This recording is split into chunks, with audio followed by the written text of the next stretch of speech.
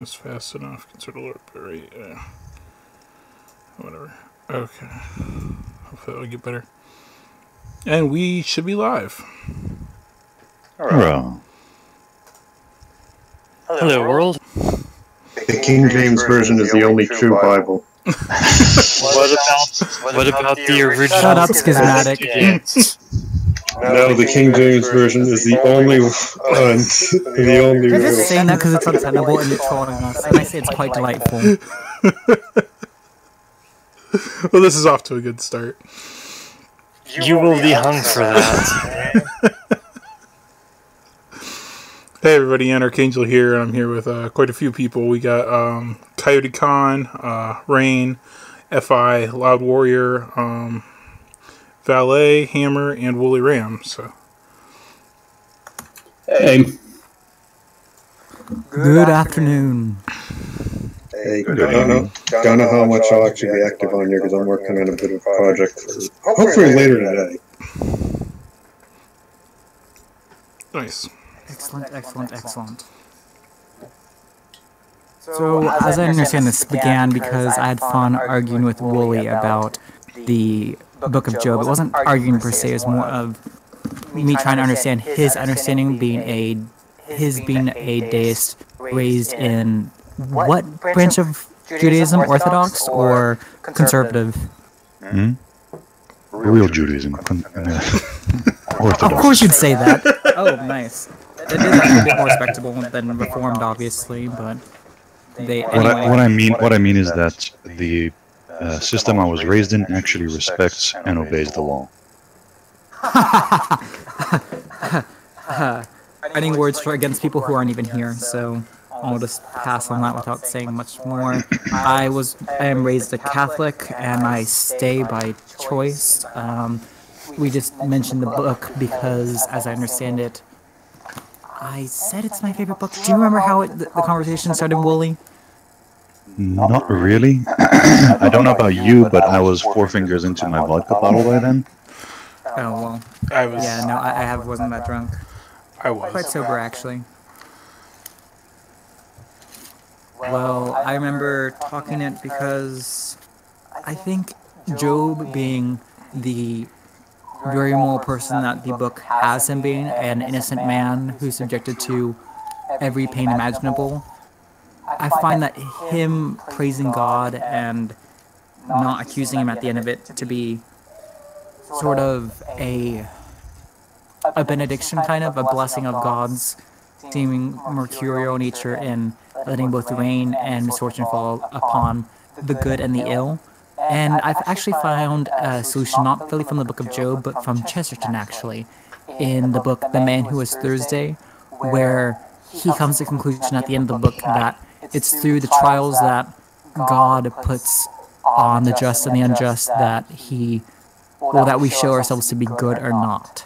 And that sort of does it for me, and I find that those two together just make the book very comforting read. It is that. Although for me, for a different reason.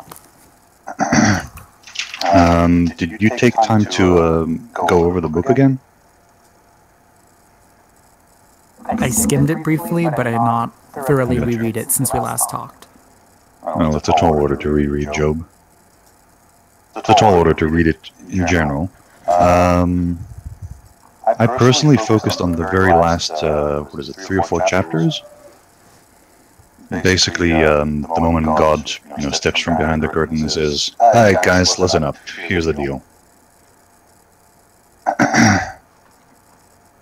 Okay, just for call it for parity. What version of the Bible are we going to use? I got the no. King James Bible open on the screen, but if you prefer a different version, I can do that. How about the New American Bible Revised Edition? Yeah. You're the trigger, Dan. Anything with new in it is heresy. Of course you do, mister. I have a really old, not updated translation. No, I actually do have the New American Standard because I haven't gotten another one. I haven't gotten another one yet. I need to get around to it, but yeah. Well, when I read it, I actually read through the King James version. It Okay. would be so cool. Do we just settle on a King James then? Once I can have some stuff on my end to clear up. Old English Bible. Alright. I'm actually fine with any version.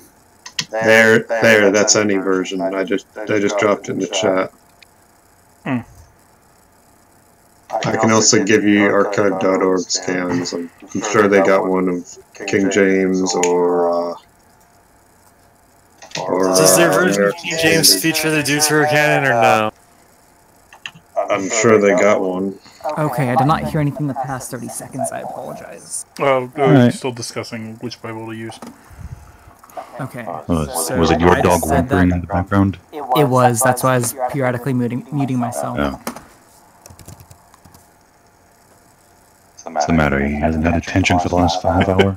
That's how my dogs are. And that I haven't taken for a run lately, so he just has more energy than normal.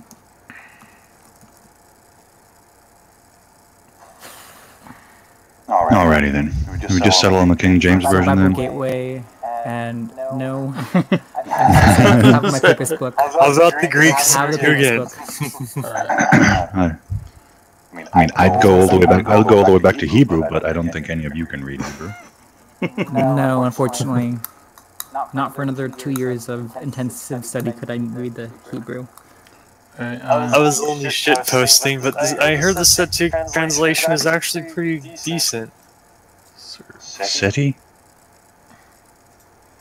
The translation of the Bible from Hebrew to Greek. Oh, the Septuagint. Yeah, that guy Jerome knows his stuff. Sorry if I pronounced it funny. SEPI? I remember it being pronounced the Septuagint, but whatever. Whatever. okay. Write some other stuff down. Riveting radio. Have we settled on a version? I was say, Just King preserve James. democracy? I think I have the New American Bible Revised Edition. Is that what we were going with, or anything new with Yeah. heresy? I know Please. that. Yes, please. I was gonna say we should probably try to agree on something. So, Dan, everything new is heresy, you say? Everything with This the is word- why Protestantism should disappear and all Protestants should convert to the Eastern Orthodox Church. Well, if we're going I'm to sorry, but papism all the way. have to become Jews. No, yes, Jews with the Jewish Messiah. Thank you very much.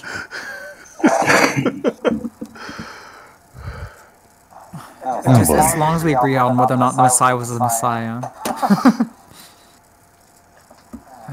So, okay, Messiah, Revised Standard Version, Catholic Edition. Okay.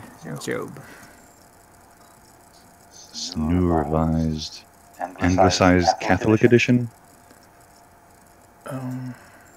Version, Catholic Edition. It is on Bible Gateway. Yeah, So there's you're talking about the last. last one. The last couple. Okay. Revised Standard Version Catholic? Yep. It's like ordering a coffee. Yes, black. Hmm. What? I got both. Okay, I got both that and the King James version up, so we don't have to argue about it. We can use both depending on who's needs what. Okay. Alrighty then. Okay. So, I mostly have questions. So let's start there. What sort of book is the Book of Job?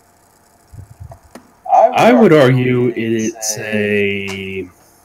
It's really a epic. An epic poem, I imagine. Yeah, epic poem.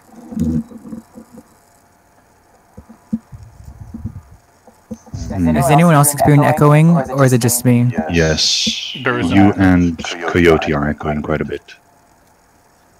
Irk.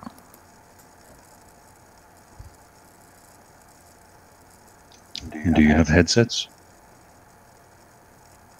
I think it's an arcane. It's probably. Yeah, I think it's Anarchangel. It's probably me. Alright. Yeah, there was echo even when I muted myself, and I am using a mic and earbuds. I mean headphones. Gotcha. Put headphones in, Archangel. Good grief. Give me a moment. The production quality is amazing. Hmm.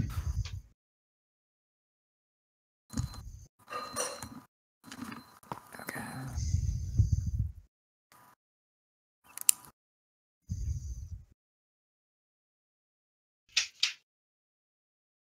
So, well, the answer I would come to about the question I posed is that it is a poetic dialogue.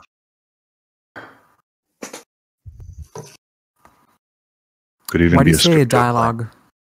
Because I mean, if you read from the first few chapters, you first you have the event, Job getting his ass kicked in, and then his companions come.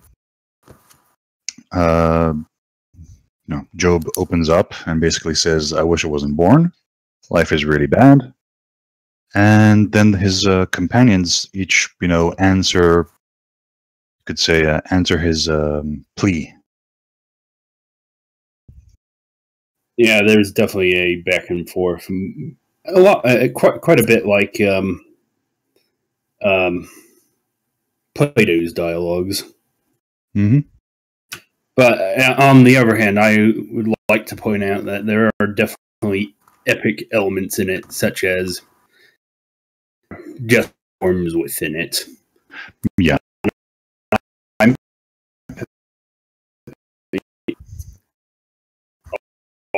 But there's a lot of poetic repetition. Yeah, poetic repetition. So this was probably originally at least some sort of oral tradition. Yeah. It's very apparent in the Hebrew. I don't know how apparent it is in the English, but it's written in the back and forth between the are almost not stanzas.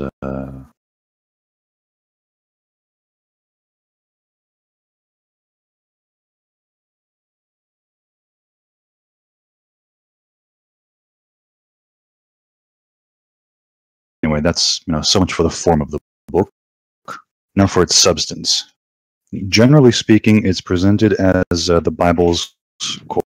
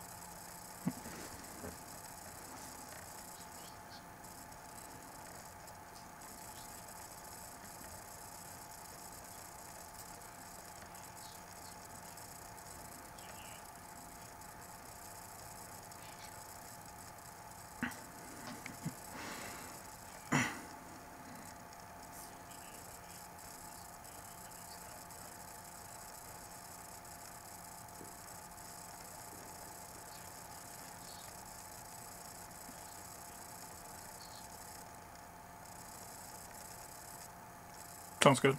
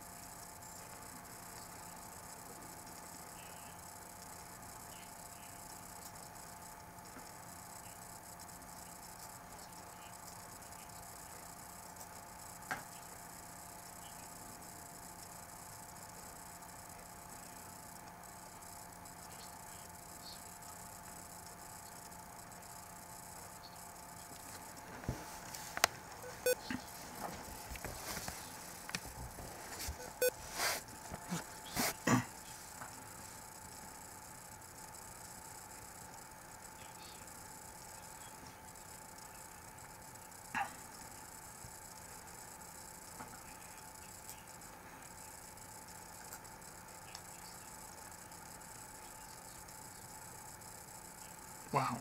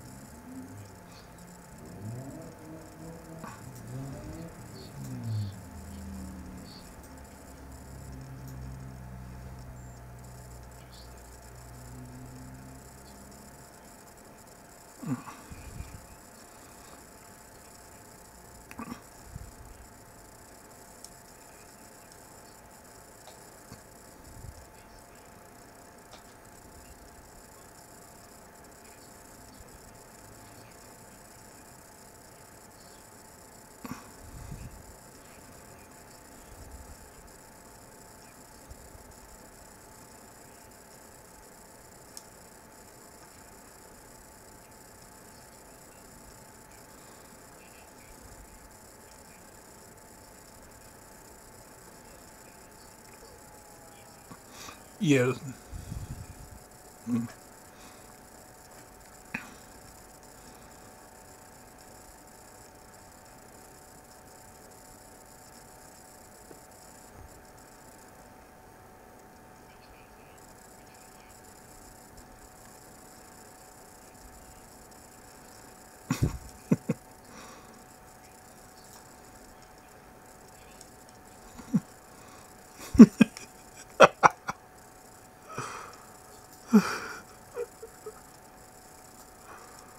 Alright.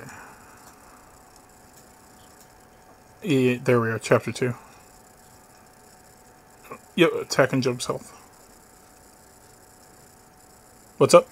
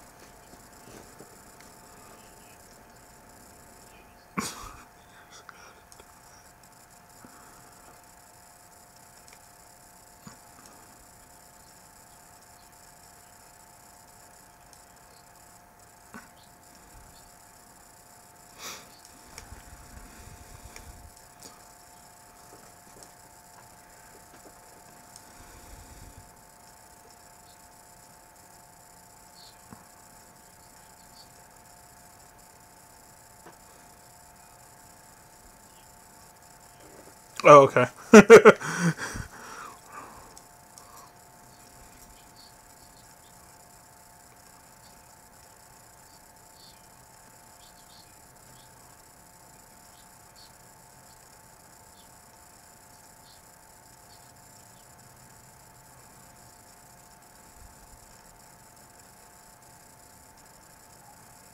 Okay.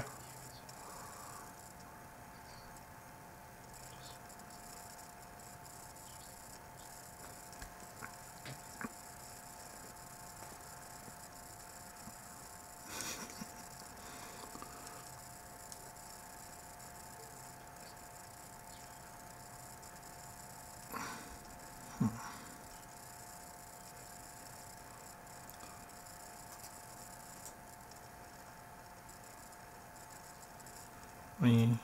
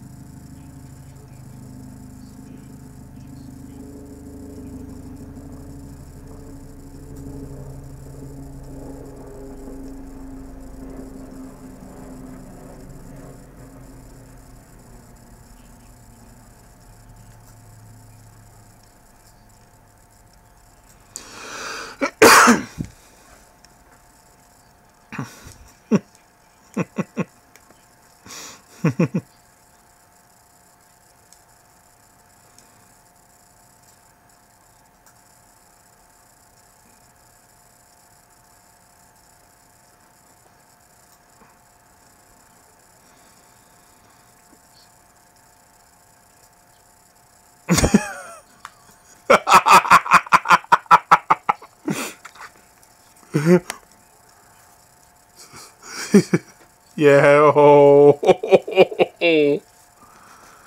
Oh. Let's see if we can get RG in here.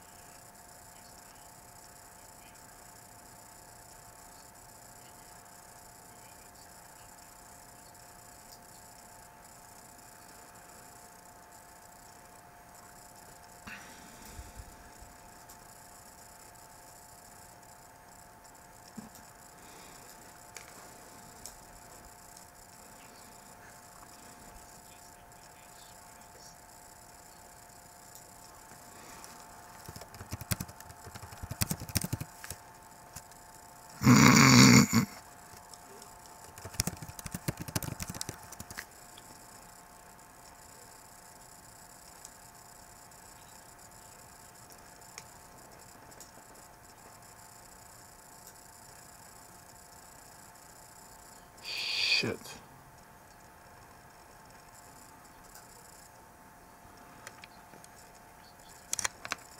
What I was saying was that he's described as Tam, as innocent, whole, unblemished. Oh, so Job is described as that. He's not actually. Yes, yes, Okay. I yes. got some bad Never mind. news. When I put my I'm listening. when I put my headset in, apparently it killed the audio on the stream. So Oh boy. jeez. yeah, Oh dear. that sucks. Anyway, let's continue. I took my headset out. I'll handle that another time. Oh dear. But we got our audio back on the stream. Hooray! Working now. So Technology. Thanks for fixing that, Neil. If you had your headset in to begin with, this probably wouldn't have been a problem. yeah, you're probably right. It's all your fault, Joe. Yeah. All Actually, right. I misspelled, didn't I? There. Oh man. Excellent. So, So then, Job. Lord have becomes- mercy. Interesting. He cursed the day. Not. Huh. Oh boy. all right, on to chapter 3. Yep. Wait, actually, is there any Hebrew significance to the name of Job's friends? Who happen to not be very wise, or less wise than they think they I are. mean, their names have meaning in Hebrew, but most names have Please. meaning. Oh, are they relevant? Are the names relevant? Not really. I'm trying to think. There's Eliphaz, which just means God gold, or I'm translating quite literally here. Sure. Let's see. What up, It Bill doesn't- Dodd? Right. Okay, Eliphaz, that's God Gold. Bildad. That's something like alone, or it's an odd one. I'm not entirely. This might not be Hebrew Bildad. It could be Aramaic. And Zophal is what is it, like radiance or beauty? They're just names. They're not. Maybe. Probably. But I'm still curious anyway. Thank you. Okay. Persidae was born. The Noonite. Why did I not die at birth? No, this reminds me. I mean, because the Bible does this a lot. There's a lot of internal references within the Bible. Yep. And doesn't this remind you of Jeremiah? Huh. He has the same sort of lament. Oh, I mean, I know it reminds me of the Book of Lamentations, sure, but frankly, I've not read either of those two books, sadly. Oh, okay. So, all right, table that then.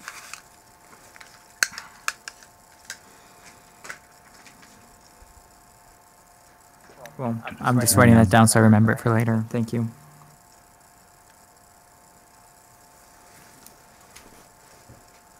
All right. Let the day perish in which I was born, and the night that said, a man-child is conceived. Let that day be darkness. May God above not seek it, or light shine on it. Let gloom and deep darkness claim it. Let clouds settle upon it. Let the blackness of the day terrify it. That night let thick darkness seize it.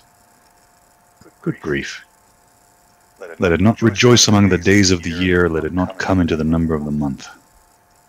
Yes, let that night be barren.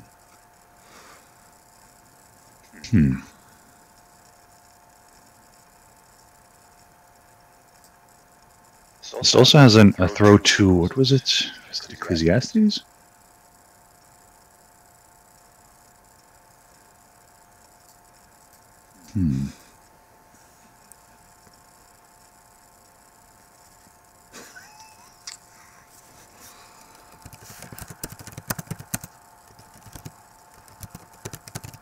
Alright, so we have Job's first lament. Do any of you have any comment to make on it, beyond it being very dramatic?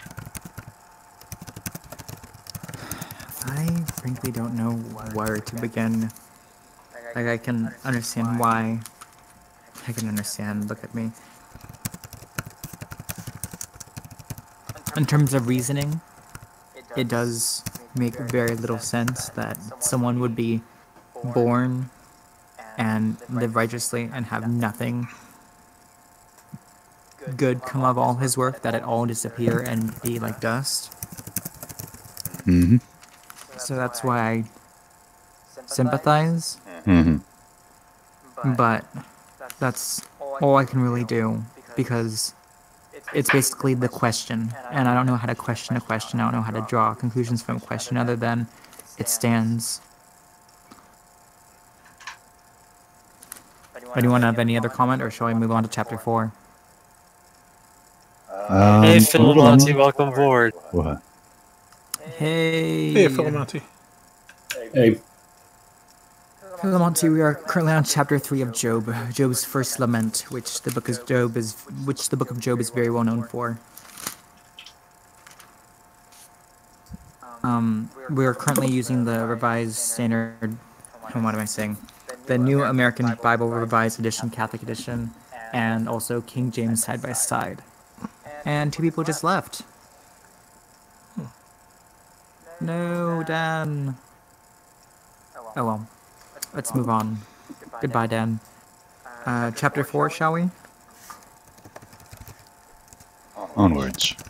I imagine this is where my usefulness is going to end. It's okay. All I got was tangential relevance anyway, so you can still do this. I feel bad that the audio cut out for like all of chapter 1 and most of chapter 2. Like, hopefully I have that recorded so we can. We'll see how that goes. You will.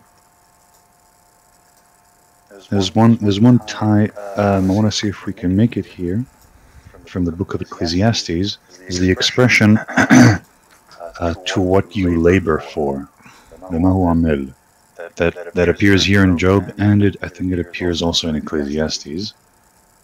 Where is that phrase in Job? I'm looking for it. Okay. Now the Mahu Amel, that's in the third. It's in the third here. You're saying it's in the 3rd chapter? Where is that in the 3rd chapter? Oh, it's in the 3rd chapter. Yeah, it's on section 20 of chapter 3. Why give light to the laborer? Labor of the toilers.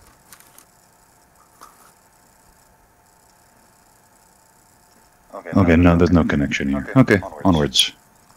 Well.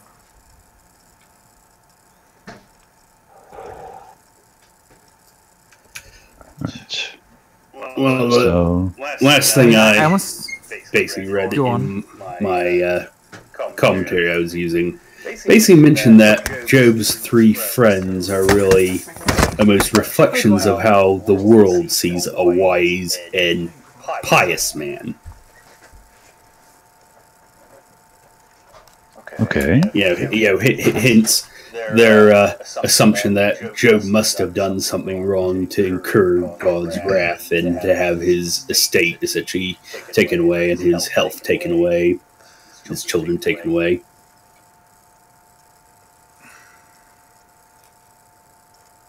Yeah. Wait, one more time? I apologize. Well, but basically, his 3 friends are meant to be, or at least the commentary I was using mentioned that they're really kind of reflections of how the world sees a quote unquote righteous man, pious man who had a lot of wealth and then suddenly loses everything.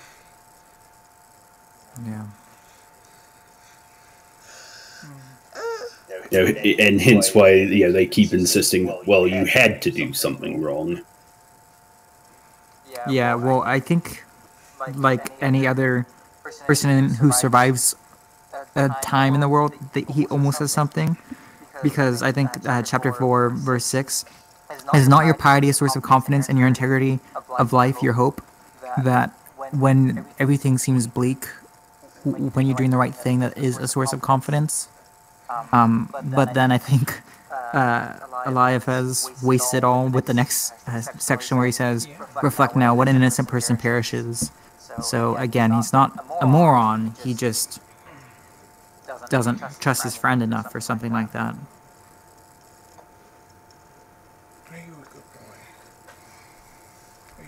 Like, I want to say that his friends are just utter morons who can't possibly understand why Job is innocent, but I don't think They're not characters in the presented as poem... morons.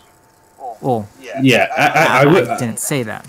Yeah. I'm saying that they aren't, and we can even learn from them, even though they are wrongly writing Job. Because even though he says, where the upright destroyed will right in front of you. Yeah, but I mean, the order of the world is that the unjust is punished. So if you see someone punished, it's because he's unjust and deserves it. Well, the Book of Job points out that that's not quite Yes. how the world is organized. It's But that's something that's going to be revealed as the book goes on. And yes. someone has an open mic because there's a. That's an Archangel. What'd I do? Can you You mute need to yourself? mute Yeah, yourself yeah. when you're not talking. Yeah, no problem. Give me a second. Sorry. No, it's fine. There we go. Hoo-ha. Now, I also jumped ahead to chapter 6, where Job replies to the accusation. Sure. I can't jump to the end, but you can. Just kidding. Please go ahead. So, well, the opening paragraph is basically a drama. If this was a play, you could see him striking a pose and delivering that Could first my anguish be message. measured and my calamity be laden with the scales? Again, yeah. Yeah. So, but then the second paragraph, oh, that I might have my request, and that God would grant my desire, that it would please God to crush me, and that he would let loose his hand and cut me off. This would be my consolation. I would even exult in unrelating pain, for I have not denied the words of the Holy One. What is my strength that I should wait? And what is my end that I should be patient? Is my strength the strength of stones, or is my flesh bronze? In truth, I have no help in me, and any resource is driven from me.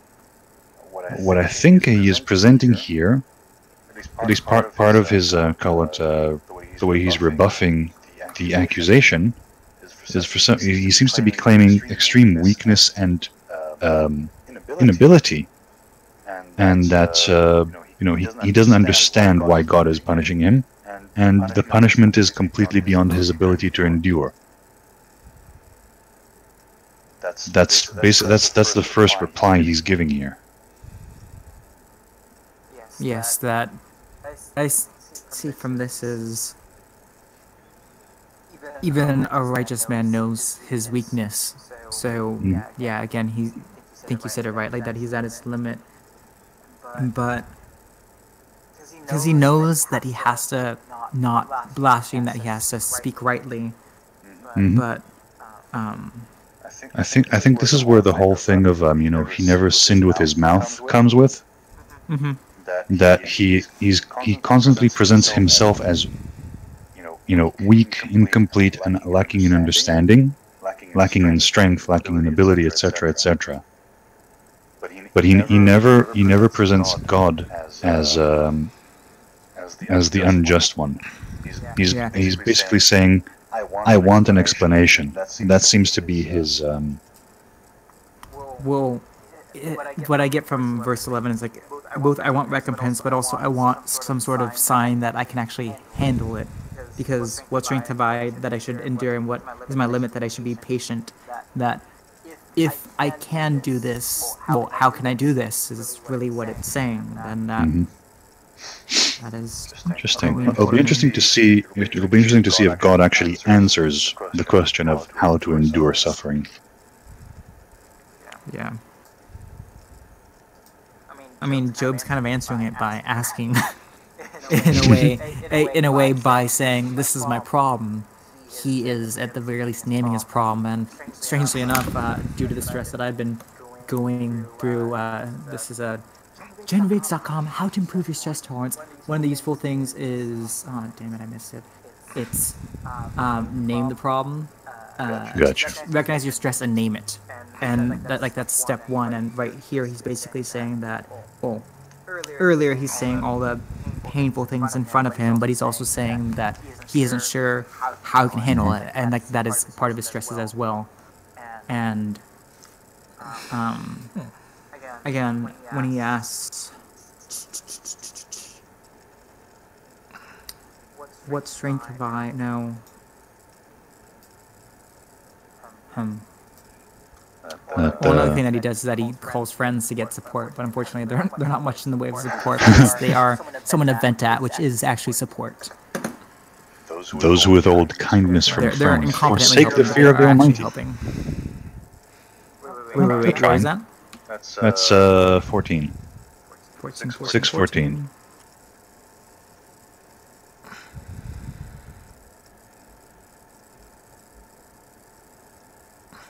Forsaken fear of the Almighty. Yeah, I suppose he's right now complaining because he thinks, how much worse can it get for me? I've taken care of my shit. I know that I haven't done anything wrong, and yet everything's like I've literally lost everything, and I'm in pain. Yeah, and my friends aren't helping. And my friends aren't helping. At least they're not helping enough.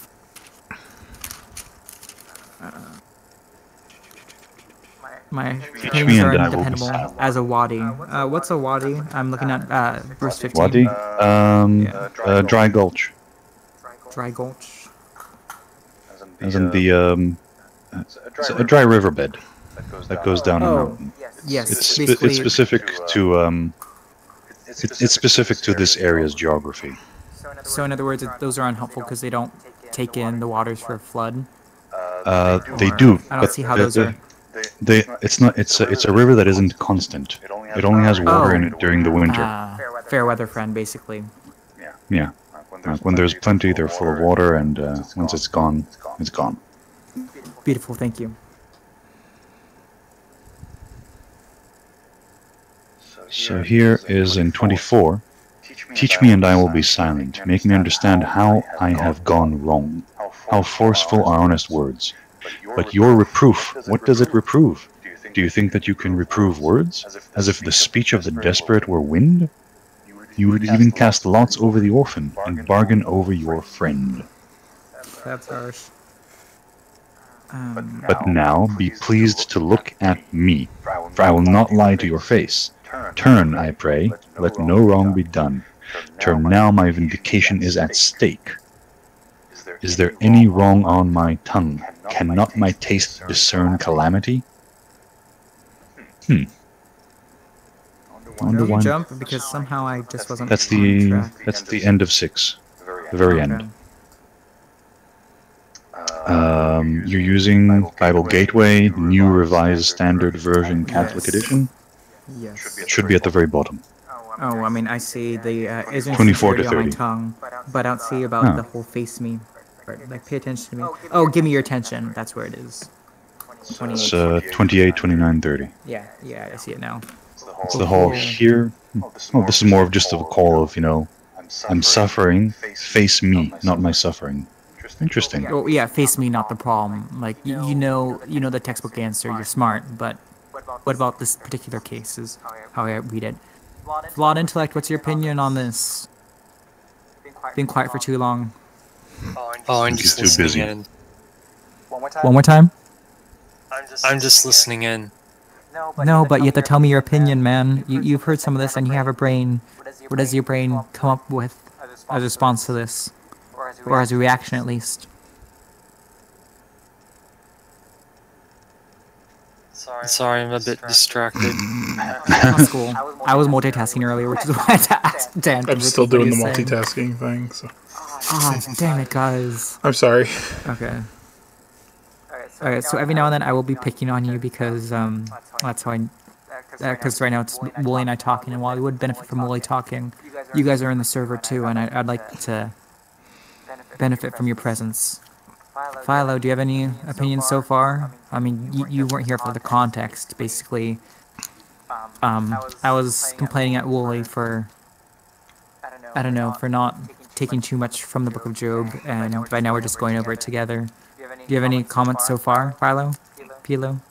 Well, if we were to like translate this into like contemporary words in a more, I guess, sophisticated manner, it's kind of like saying like he's saying to his friends, why are you just telling me the answer in a general sense rather than to my specific events that are going on? Like saying, like, it doesn't make much sense to like someone loses their entire family or something, and then you just tell them, oh well, God's ways are mysterious. Like that doesn't really console anyone. Yeah. Exactly. Like the person wants to know why did it specifically happen to him? What is God's plan for him that his family should have died and perished and he lost all this stuff? And his friends are kind of just either going along the lines of, well, it's something you did. God's ways are mysterious, or you're like lying to yourself and there's something you're not telling us, kind of thing. Yeah, like he's sort of asking for a precise answer that they can't give because they're not paying him enough attention. And that's frustrating. Yeah, and basically here, he's making an appeal. He's like, look at me.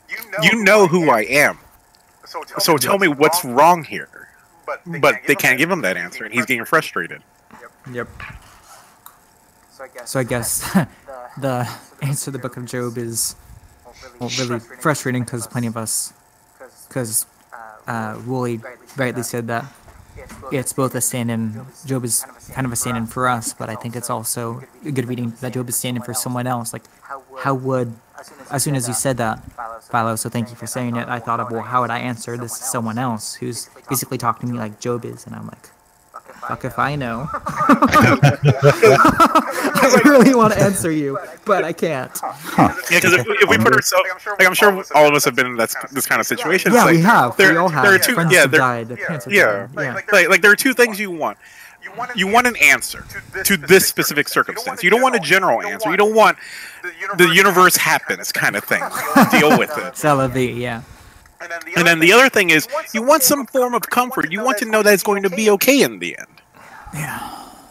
I mean, what I want to say is, part of the answer is how you respond to it, and that's sort of been my reason for living. Is that I am sort of this machine that responds to meaning as is presented to me, and what I make of it is sort of my answer to life. That God's answering it through me. It's not so much what I do; it's what happens from what I do. So I guess the consolation I would give is, well, your smile, your struggle is helping us all live the rest of us, but like that's kind of not what you want to hear. So does anyone have any idea of what you'd say in terms of both how to be true but also how to make it pleasant and reassuring? Because I got one or the other right now.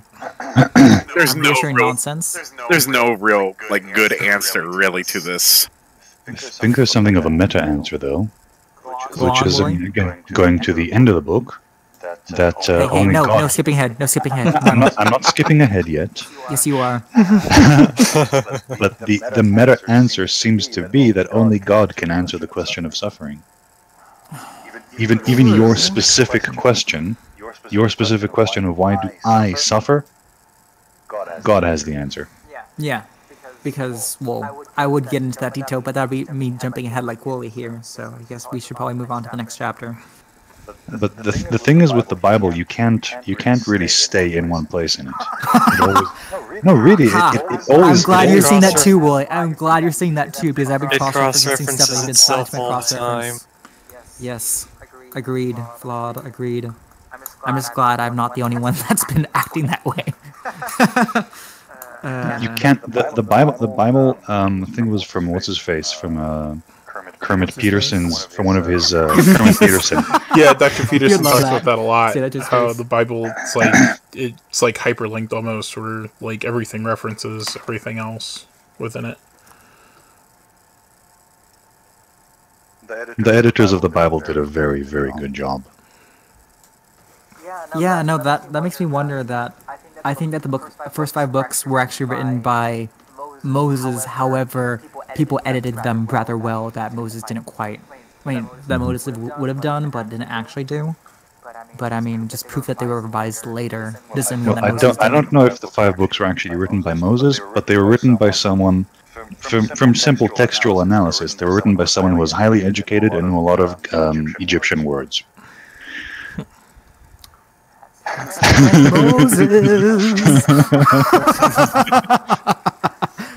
Okay, I need to write that down though. So it was highly educated. And there's a bunch of Egyptian words in it. And Of course, Hebraicized, but Egyptian word use, however, Hebraicized. If I may back up, about the whole like, what kind of answer can we give? Please. all right. So Job does give an answer. He answers himself, but this is not until later in the book, so we'll just wait. Okay, thank you. I appreciate that, though. All I right. appreciate both you saying that. Okay, chapter 7. Is not life on earth a drudgery? It stays like a hireling. Damn, son. Mm-hmm. I'm doing right now is having fun throwing them into the King James version. Interesting. I wonder if this is a constant there, that the opening of each chapter is a like a dramatic pose striking.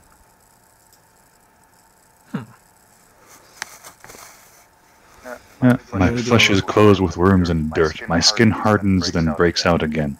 My days are swifter than a weaver's shuttle and come to their end without hope. Remember that my life is a breath. My eye will never again see good. The eye that beholds me will see me no more. While your eyes are upon me, I shall be gone, as the cloud fades and vanishes. So those who go down to Sheol do not come up.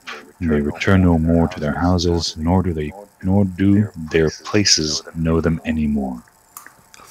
I would agree with you, Willie, that there is definitely a theme going on here, because it's definitely, I'm gonna say it's like a kind of drama genre, but not like how we would think of a like a drama, like a soap opera, but like it's an actual drama that's going on. You got Job here who's like, everything is pointless. I'm over here suffering. I'm a just man. I've done nothing wrong. What the hell, God? Hashtag Job did nothing wrong. Nothing wrong. And then like this is kind of jumping ahead, but then when God finally does enter the picture, he's like, "Gird your loins, Job. I'm gonna fucking rock your world." Mm-hmm. Although I think Job makes a good showing for himself in the end, but we're again we're doing what we should ahead be doing. now, are we? I mean, it is inevitable, but yeah. Therefore, I will not restrain my mouth. I will speak in the anguish of my spirit. I will complain in the bitterness of my soul. Am I the sea or the dragon that you set a guard over me? When I say my bed will comfort me, my couch will ease my complaint. Then you scare me with dreams and terrify me with visions, that I could choose strangling and death rather than this body. I loathe my life, I would not live forever. Let me alone, for my days are a breath. Holy. I think it's the OG goth.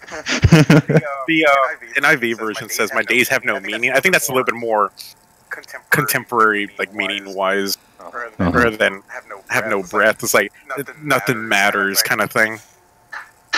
It's actually like, if you kind of think of it like in this way, it's like like going to a more philosophical argument of what is it called? Is God good? Because are the things God commands good because He wills it, or are they somehow like good in themselves, kind of thing? And here, like I'm sure most of us here follow Eve on Twitter, and how like she's pointing out like how in Islam, like that type of God is like kind of just an arbitrary rules, like doesn't matter like what kind of things what kind of things he chooses, whatever he chooses is good, whatever. And really in that kind of fashion, it's like nothing really has that much meaning. And here, Job is kind of going along the lines of, I don't want to live forever. I know, and I believe at this point the Hebrews had some sort of belief in the immortality of the soul by now. And so he's over here saying, I don't want to live forever if it's like this. Just leave me alone, God. Nothing matters. This is a big accusation against God. Like, just leave me alone. Like, you're kind of... leave me alone, but it's more of, like, what is life that we suffer so? Let it end, or let it be something that ends. And I think that's sort of... I think that's sort of reason why we die, is because our bodies can only bear so much. Yeah. Look, going back to Job, there's an interesting thing here. He's basically going here from... he's connecting his lack of power and his lack of ability to endure suffering with the general human condition. It's just I'll go back to the English.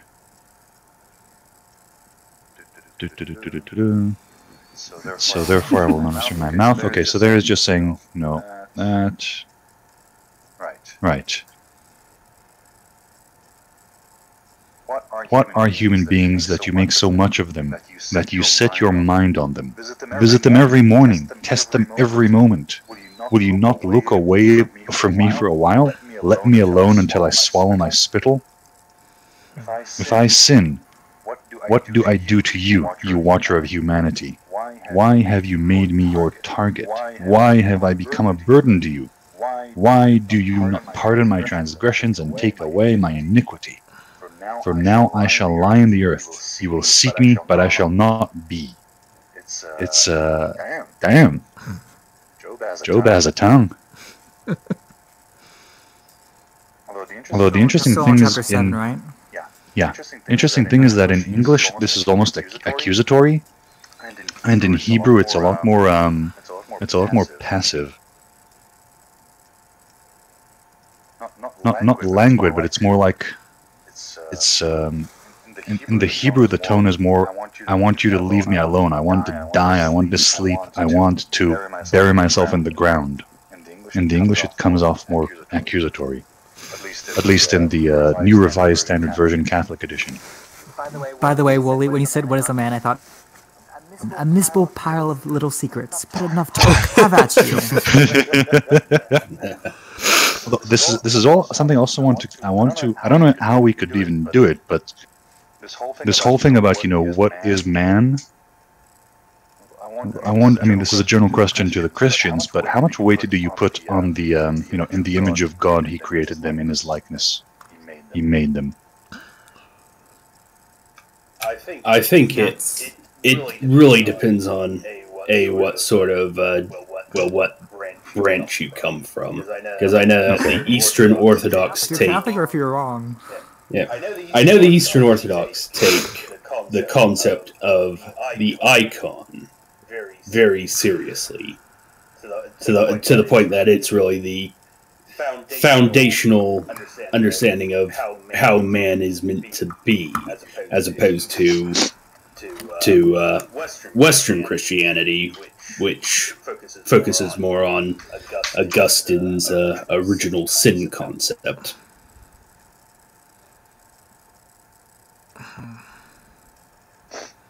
I'm gonna look through the catechism. The reason specifically I'm asking this is because there's also quite a few references to dust, specifically the dust of the earth, which Job equates to his mother, and that's a direct callback to Adam being born out of the dust of the earth.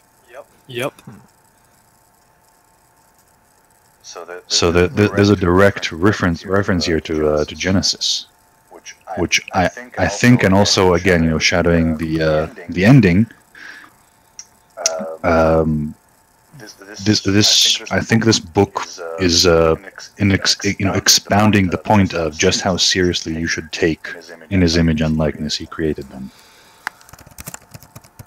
Alright, which verse exactly does it have the dirt and the dust that you're referring to? Because I'm not seeing it in my skim over chapter 7.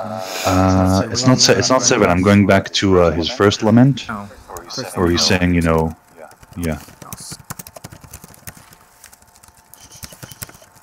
Chapter.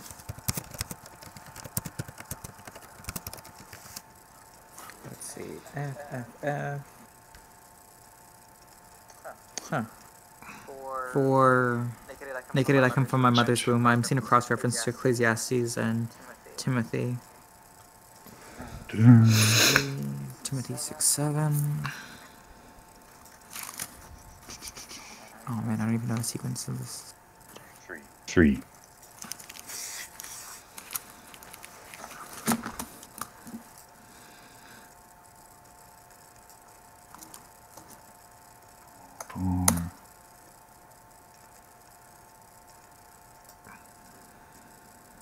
That's just copying it.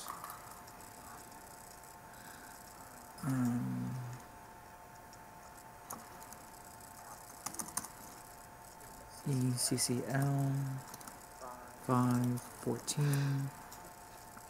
Right. Who Okay. just left? Probably politically incorrect originally.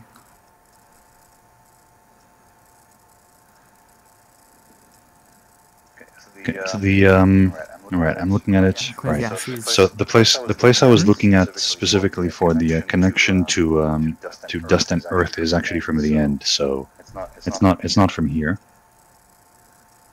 Okay.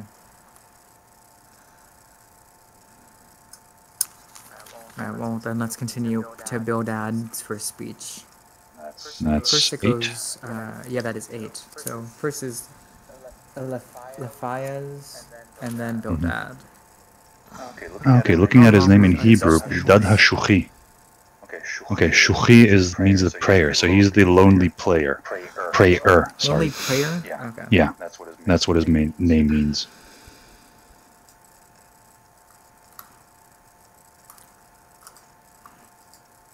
Right.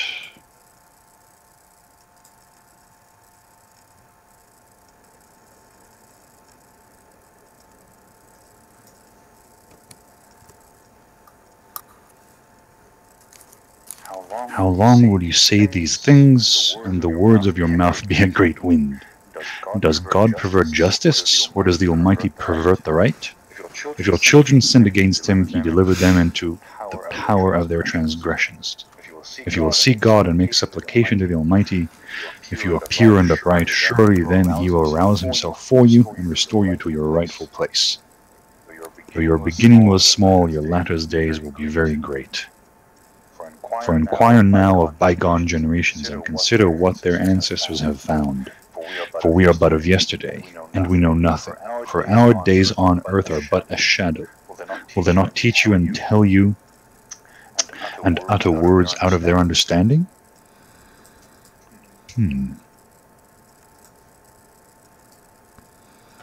Interesting. This is a bit of an echo of Job's call it the lack of human, the lack of power and permanence that humans have.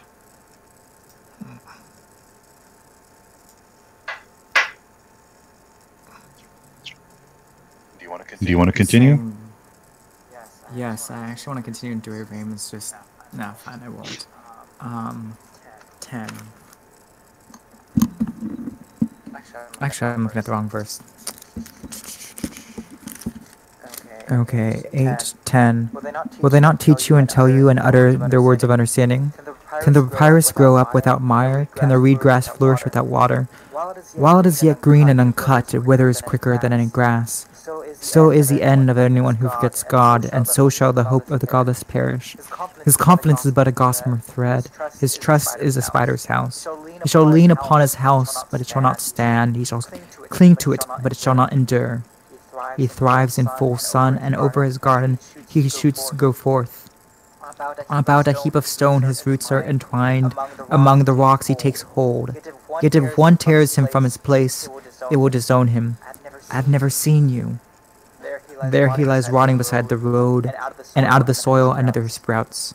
Behold, God will not cast away the upright, neither will he take the hand of the wicked. Once more he will fill your mouth with laughter, and your lips with rejoicing. Those who hate you shall be clothed with shame, and the tent of the wicked shall be no more. Again, I can see a connection to, I believe it's Ignatian spirituality, that spiritual desolation also comes to people so that they may grow closer to God, that God might grow more in them. And I see that a connection to that, to that God will not cast away the upright, neither will he take the hand of the wicked. He shall fill your mouth once more with laughter, and your lips with rejoicing. So it's really frustrating, because I guess you can only tell by your own actions whether or not you did rightly or wrongly. And from that, you can't even tell from your own circumstances. It's frustrating, but kind of liberating.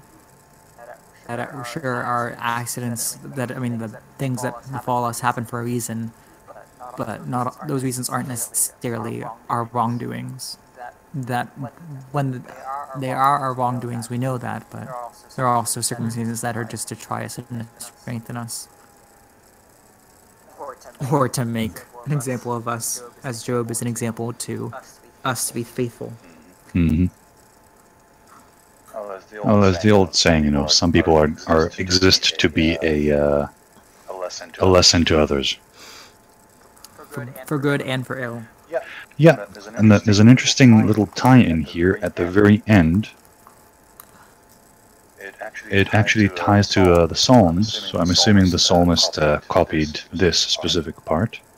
Probably. It's I'm not even sure how to read this out in English. Maybe find the cross-reference. Psalms 126. Psalm 126, okay.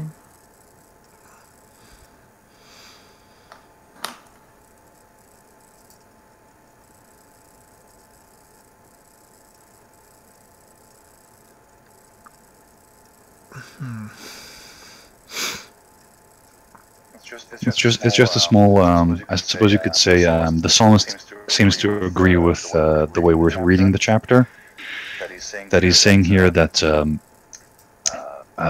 call it the end the end bounty will justify current suffering.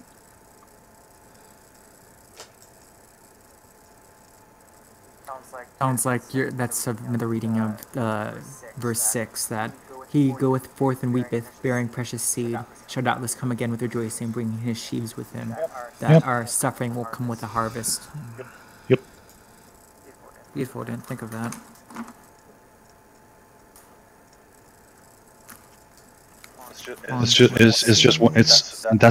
Those specific verses are some of the more repeated verses in Jewish prayers. So it just That's why stuck in my attention. That's why I'm like, how the hell does Wooly have a reference to this? Like, I've not seen that anywhere, and that's why. Cool. Most of our prayers are Hebrew. I mean, are from our various references to the Psalms. Oh yeah, So of course. That's just our entire mass is just different yeah, it's references your to the Bible. it's what Bible verses and Psalms mostly. Yep. Anyway, 9. Job gives his answer. Want to read it? Yes, I do. I just want to say that, make a note in my Bible. How suffering bared will give fruit.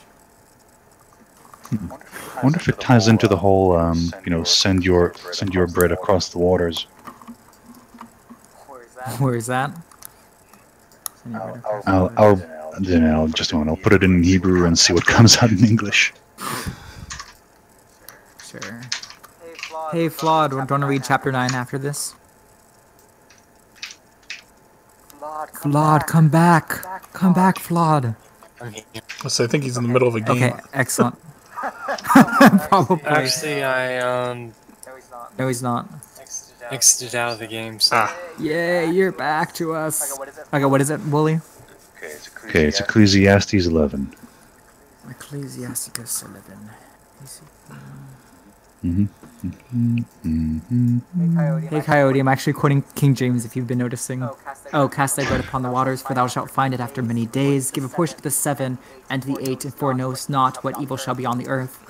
Clouds be full of rain, they empty themselves upon the earth, and if the tree fall towards the south, towards the north. The agrarian reference just triggered that. Oh, just it came to mind that. What does it mean across to cast your bread upon the waters mean? Like that, the first phrase means nothing to me. Just store it somewhere. It's actually not store it. It's give it away. Oh, okay. So Give some of just what toss you it. have away. No. It's not toss it. It's Because that's it's when you basically need to toss it's it a upon sort of waters. it's a general call to give charity, just and to be generous. Okay. Simply That's when it's the because water. yeah. It's like give to what we'll give it to later, or give to what you rely on, or to others anyway. Well, cool. Okay. now- It's Ecclesiastes, so it's a general call to wise behavior. Yep. And you can see the bookend of the very end of that passage. Remove anger from your heart, and evil from your flesh. It's a general call, to be generous. Yeah. Because the more people in a society that are generous, the less people will fall on bad times. And if they do fall on bad times, they'll have a safety net. But Excellent. never mind. It was just an errant neuron So firing. fun. An interesting tangent. Okay, flawed intellect. Chapter 9. All right. King James. King James, or the more awesome revised New American Bible Revised Edition. All right. King James it is. Oh, you suck. Then Job answered and said, "I know it is so of a truth, but how should a man be just with God? If he will contend with him, he will not answer him one of 1,000. He is wise in heart and mighty in strength, who hath hardened himself against him, and who hath prospered, which removeth the mountains, and they know not, which overturneth them in his anger, which shaketh the earth out of her place, and the pillars thereof tremble, which commandeth the sun, and it riseth not, and hath lift up the stars, which alone spreadeth out the heavens, and treadeth upon the waves of the sea, which maketh Arcturus, Orion, and Pleiades, and the chambers of the south, which doeth great things past finding out, yea, and wonders without number. Lo, he goeth by me, and I see him not. He passeth on also, but I perceive him not. Behold, he taketh away, who can hinder him? Who will say unto him, What dost thou? If God will not withdraw his anger, the proud helpers do stoop under him. How much less shall I answer him, and choose out my words to reason with him? Whom, though I were righteous, yet would I not answer, but I would make supplication to my judge. If I had called and he had answered me, yet I would not believe that he had hearkened unto my voice. For he breaketh me with a tempest, and multiplieth my wounds without cause. He will not suffer me to take my breath, but filleth me with bitterness. If I speak of strength, lo, he is strong, and if of judgment, who shall set me a time to plead? If I justify myself, mine own mouth shall condemn me. If I say I am perfect, it shall prove me perverse. Though I were perfect, yet would I not know my soul, I would despise my life. This is one thing, therefore I said it, he destroyeth the perfect and the wicked. If the scourge slay suddenly, he will laugh at the trial of the innocent. If the earth is given into the hand of the wicked, he covereth the faces of the judges thereof. If not, and who is he? Now my days are swifter than a post. They flee away. They see no good. They are passed away as the swift ships, as the eagle that hasteth to the prey. If I say, I will forget my complaint, I will leave off my heaviness and comfort myself. I am afraid of all my sorrows. I know that thou wilt not hold me innocent. If I be wicked, why then labor I in vain? If I wash myself with snow water, and make my hands never so clean, yet shalt thou plunge me into a ditch, and mine clothes shall abhor me. For he is not a man as I am, that I should answer him, and we should come together in judgment. Neither is there any daysman betwixt us that might lay his hand upon us both. Let him take his rod away from me, and let not his fear terrify me. Then I would speak, and not fear him, but it is not so with me. Thank you very much. I actually had a question for Woolly Ram on this. Go ahead. In verse 9, it mentions 3 star constellations. I was wondering what the Hebrew was in that. It's Job 9. If you don't mind, Anarchangel, I'm inviting Boethius to the chat. I don't think you do, but just letting you know. Who are you inviting? I mean, I don't mind, but Monkbot. oh yeah, Boethius. Anybody in the server is welcome in here. Yeah, and most people I trust in the server that invite people are probably okay too. So if there's somebody not in the server you want to bring in, Cool. Mm-hmm. Okay, the whole talking about various stars seems to be complete translator license. Okay, I was just curious. what I found that was an easily standout was chapter 8:33. You could either read that as, I mean, my notes say that you can either read that as there is no umpire or arbiter, or you can read that as would there be an arbiter. Yeah, that happens. That happens a lot in the Bible. You can read a lot of verses as more passive, more questioning, and sometimes accusatory. And all readings work, by the way. As a Christian, I find that reassuring. It's like, would there be an arbiter? Huh. And again, there's Christ and Mary, Christ who performed miracles, and Mary, mediatrix or mediator, who was the person who spurred him on to his first miracle. So again, I just find that as, funnily enough, I don't know where I got the connection between Christ and the stairway. Oh yes, somehow I'd seen Christ as sort of the stairway. In your theology, Sure. Christ is the judge of mankind, right? That is one aspect of him, yes.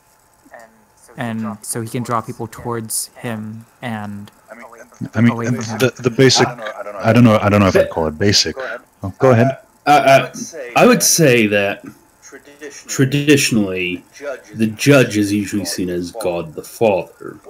Well, the Son is usually seen as an advocate on Yes. the side of Really? the sinner. But that's I meant Christ was the judge, as in like the state is the one who actually throws you in prison, but the judge is the one who evaluates your situation. So that's why I said it's one way of understanding. Or Interesting. one aspect of him. So that is your advocate. He is the one who he's merciful towards you. And basically, I believe the Eastern Orthodox would be less inclined to use a legal metaphor. Yeah, as Romans are all about that legal metaphor, but we don't say that that's the only way of understanding it. And Protestants generally follow the Roman Catholics in using the legal metaphor. Again, Gotcha. it's a limitation. I mean, to have the metaphor alone is to pay attention to the analogy more than to reality. Yeah. So, Well, Something a more general question. Call it about describing the nature of God, because in Jewish Orthodox, call it circles, it's basically we basically say that nothing can be said about God proper. We can talk about how God interacts with the world and how he interacts with us. what do you mean by we cannot? Do you mean only Revelation can talk about God, or not even Revelation can talk about God? Even Revelation is not talking about God proper. It's talking about how God appears to, how God reveals himself to us. Yeah, it's known as negative theology. Yes. You have that in both the Eastern and Western churches. Preach. Yeah, that's So why. is that a strong element in Christianity, or is Christianity more? I'm looking it up right now. I would say it's an something called negative accepted. theology. I'd say it's an accepted element, but not a Agreed. strong element. So, if God is, let's say, if in somewhere in the Bible God is talking, and saying, "I am this and that," do you just take it at face value? I would say in Christianity, yeah, we probably do take it at face There's value. not quite so, because the only thing that God really says that is I am. I am that I am. I am that I am, and also what's basically Christ saying it multiple times, like I am, in a way implying that he is who is.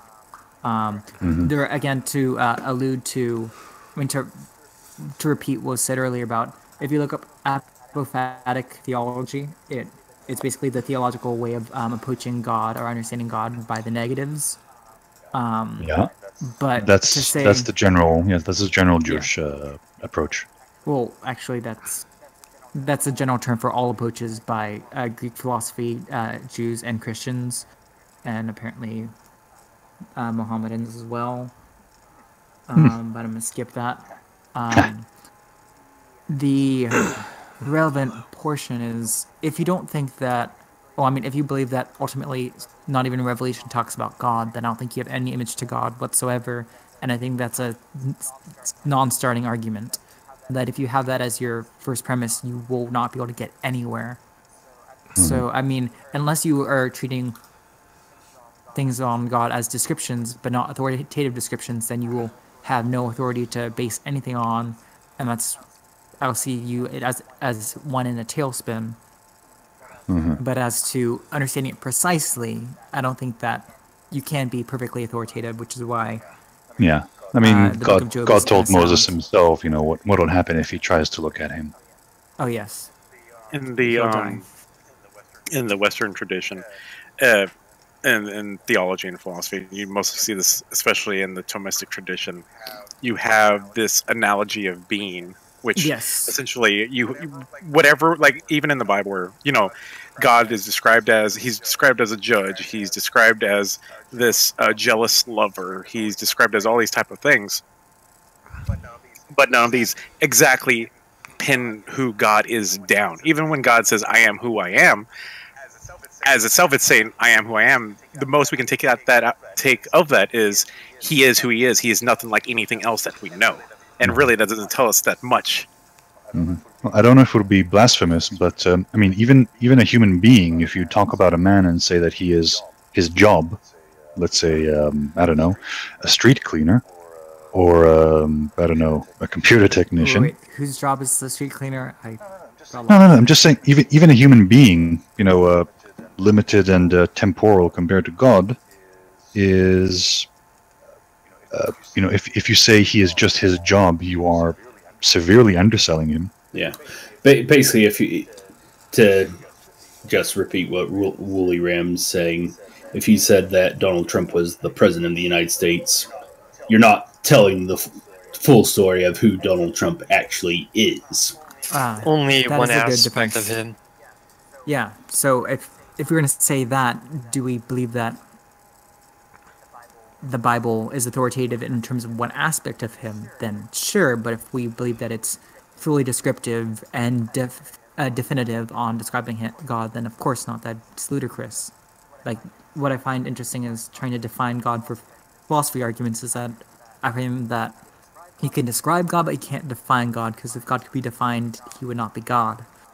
But that sounds incoherent, but I think that is true. How is this relevant? Arbiter. I don't know where I was going with this. Philomonty, any thoughts? There was something I was going to say, but now I don't remember. Okay, when it comes back, feel free to say it again. And Archangel, you've been quiet. What's your thoughts? Sorry, I've been busy. kind of half here, just dealing with the kid and such. That's cool. You parent. Parenting is more important. Yeah, sorry. No worries. It's fine. Actually, just something that Wooly Ram might be interested in is Thomas Aquinas used to quote quite often Maimonides, who was, of course, a rabbi. Yep. Wooly Ram stepped out for a moment. Also, He'll probably be back in a couple minutes. Also, okay. Well, I think it's also noting that Thomas Aquinas' Summa is famous or infamously unfinished because he had a mystical experience where he thought his writings were all straw. That might be really good at describing analogies for God and icons for God, and this is what I was going to get to actually, that the Eastern Orthodox has icons in order to remind you of things. Those aren't the things themselves, even though they went through a phase of iconoclasm where they destroyed that. Yep. That's what it was about. Now I remember. Go on. So, in regards to Thomas Aquinas, in the whole Thomistic tradition, a lot of people tend to see it more as like a rationalism of theology, and of course, and even in the Roman Catholic Church, we're kind of accused of being rationalists in a negative sense. But wait, by also, whom? Because I don't know who accuses us of this. the Eastern Orthodox heavily. Oh, okay. Because they're memes. Because they're about we're juxtaposing mystics. with them. Yeah, they're mystics, and we're the rationalists. And it's like you don't approach God through rationalism; you approach God through mysticism, which they're not wrong. But we're not wrong, too. Yeah, well, I mean, we can know of God rationally, but like we can't really approach God on our own by our own nature itself. We need grace. So, on that point, they're correct. But the thing is, well, I guess a side tangent as well. The Roman Catholic Church views rationalism as a heresy. So keep that in mind whenever people accuse us of being rationalists. But anyway, the main point about like Thomas Aquinas, people view him as a very rationalistic type of person. He makes rationalistic type of arguments, and a lot of his philosophy and theology is seen as cataphatic. I think that's how you pronounce it. Basically, it's positive theology. We're saying something about God, which is what a lot of issue that the Eastern Orthodox has. Like, you can't really say anything about God. You can only speak of him in a negative sense. But the issue here is that when you dive a bit deeper into like Thomas Aquinas' writings, you find he's not actually speaking in a positive sense about God. Whenever he like speaks of God, whenever he says something like God is infinite, God is omnipresent, God is whatever. It's a lot like saying for a blind person, it's like when you're saying he's blind, rather than saying he has a lack of eyesight, where we're spinning the terms around between positive and negative. That's how I agree. I mean, that's how I think. So, whenever Aquinas speaks of God in a positive fashion, he's actually speaking of God in a negative fashion. When he says God is infinite, he just means God is not limited. Yeah, then the way of describing isn't the term instead negation of a negative or something like that. Isn't infinite in itself a negation of finite? That's what I was saying. And then what's another way? And then when you say there was another example I was thinking of.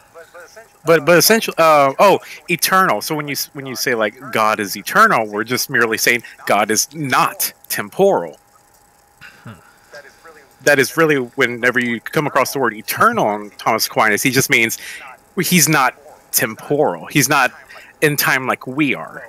Well, I think this just goes back to the simple fact that all language is ultimately some sort of affirmative. Even whenever you have language is some sort of icon. Yeah, even whenever you say something negative, something is not, you're still affirming that statement that something is not. Exactly, and especially in like logic, trying to deal with double negatives in a sentence, which, like you say, it's not a non-thing kind of sentence, and it's like that makes no sense. But logically, it makes perfect sense. But like in a grammatical, normal person conversation, that's not gonna make any sense to anyone. It's gonna be awkward as heck. Yeah, and like if I were to say God is not, or let's see, how could I phrase this? God is not. Holiness, he's back. Like God is not a temporal thing. Translated becomes God is eternal, and really, so whenever you say that sounds like a positive statement, but really in actuality, it's a negative statement. So yeah, well, you just missed us Christians justifying our. I was listening through my phone. Oh, cool. Oh, you were. So Wonderful. I heard what you were saying. Wonderful. So as basically, all right, you cool. heard. Okay, So what's your response? I'm just happy to know that there's, at least on that point, we are basically coming from the same starting point. I agree that we mostly agree on that you can't really define God, and that there is no real authority on God besides God. But in terms of, we can make a theology based on what's been revealed to us. That there is sufficient that we don't have to pretend that we are totally in the dark, as it were. Like there are certain propositions that we know as a positive statement are actually true, like God is a Trinity, Jesus Christ is both God and man. These are all positive statements. Yes. But as to like delving into the nature of God himself, it's like that's where you have to enter negative theology. Yeah. Well, a man will not see me and live. Yep. Anyway, let's get back to Job, number 9. I think this is now looking. I gave it a look over, and We already read again, it, so now we need to see. I just want to note this is a foreshadowing of God's answer. I think so too. It's spend time with him.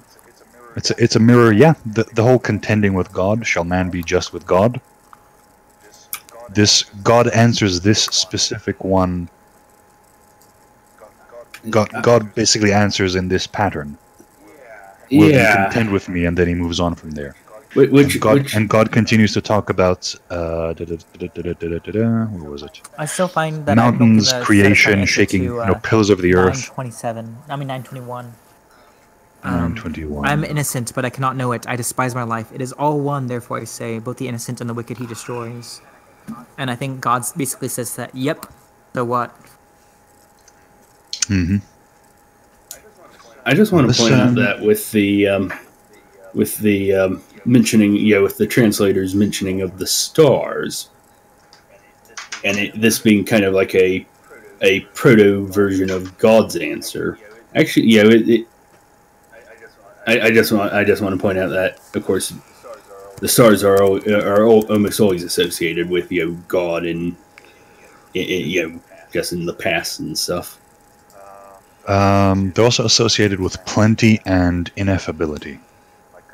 Like when God promises Abraham that his seed will be many, he talks about the stars of the sky. Can you count them? Yeah. But in the Hebrew, what's like many?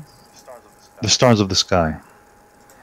I mean, I don't see how it connects. I'm sorry, I missed No, that. in the Bible, generally speaking, when the stars of the sky are mentioned, there's generally two approaches taken. Either, which are actually I think the same. They're ineffable and uncountable. You can't reach them and you can't count them.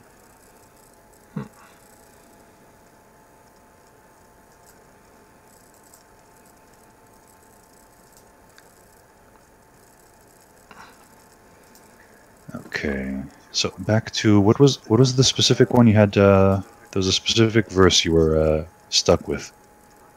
Oh, just 21. It was not sure what to make of it or how. Not so much what to make of it or what was said in response to it, really. 921. Yeah, I mean, I think I said what I needed to say about it, so I think I'm good. All right. Okay, so chapter 10. See. Although that's just for a moment. What do you think Job's general answer here is to Eldad's call it accusation? Eldad basically accuses him of being unrighteous. Good point. Well, he's basically saying that I am honest and I'm innocent, yet how can I really prove that? How can I really know if there wasn't some hidden standard that I didn't fail? Yeah. If I be wicked, why then labor I in vain? Yeah, if I am wicked, why don't I know that? Kind of. Mm-hmm. Okay, so I kind of want to interject because it's been about, I don't know, half an hour or so. And at this pace, we are going to finish in like 3 parts. And I think we can make this a 3-part thing and it would be most satisfying in my opinion. But to make this a one-off would probably be unsatisfying as we have to rush through a lot of it. Despite I'm cool with that. Delaying gratification. So what time do we want to call it? Fair enough. I think that we should just finish talking about how long is Job? I think it's 30 chapters. I'm looking at, so you want to get through like 10 today? Actually, 30? I'm looking at there are 40 chapters. 42. 42 if you include that means the we need to get bookend. through 14. That means we need to get through 5 more chapters. Okay. Which to me sounds So fine.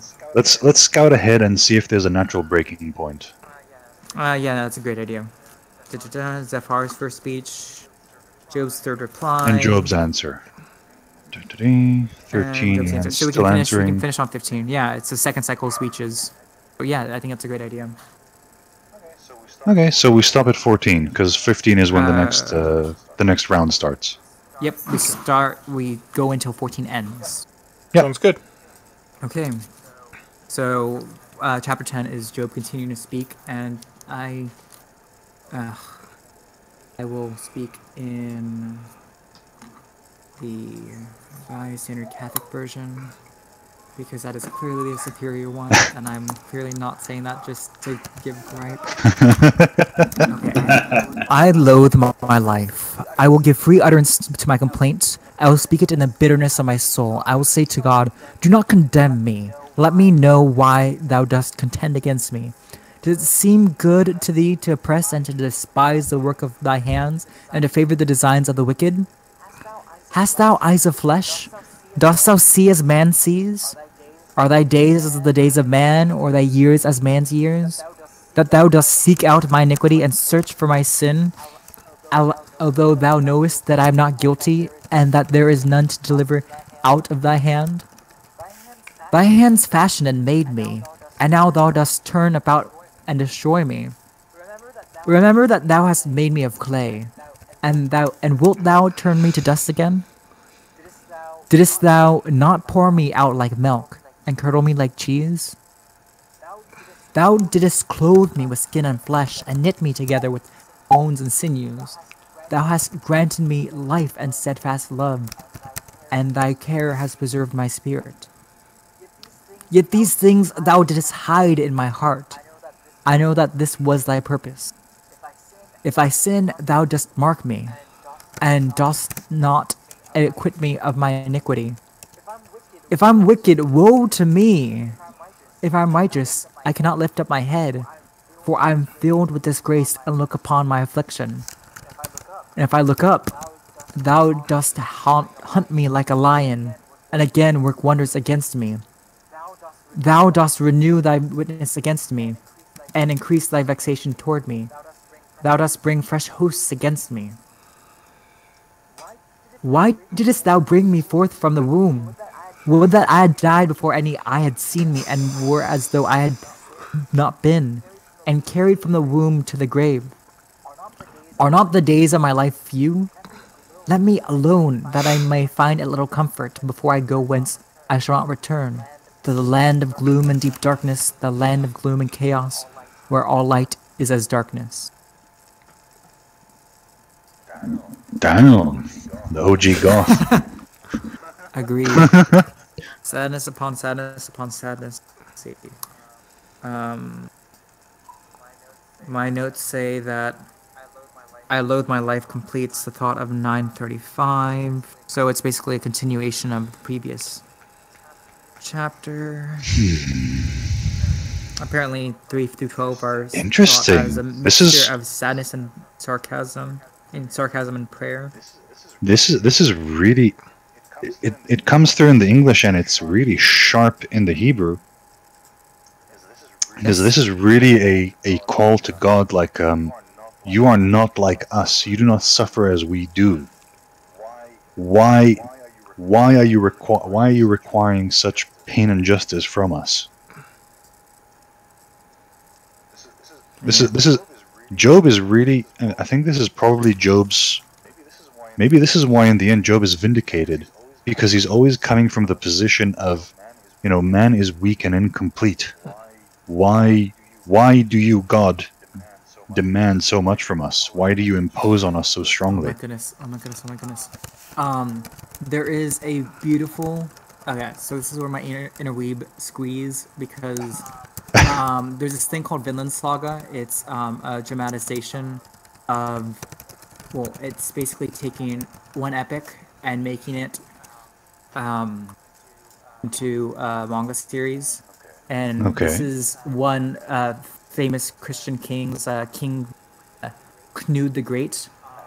It's this is basically the manga trying to show his conversion, or sort of his way of being, at least according to the artist. And I just find it interesting that he is not an heir apparent, but he's one of the two that are fighting over the throne, and he thinks that his job is basically to try to make heaven on earth as possible. But I just find it interesting that if you make us incomplete and there's no love in man, then why do you make us seek it? Why do you make us seek love, happiness, and joy if we aren't made that way? And I just find that this resonance in there to be most appealing. Yeah, I think you're right that he doesn't pretend once in Job to, in his book, to pretend to be like God. He says that if you are us and if you are you and we are we, then why do you ask so much of us that you can't possibly experience, that you can't possibly understand how much of a labor it is for us? Mm-hmm. I suppose that's why the Christian answer is that God eventually reincarnates and says, "Here, I'm with you."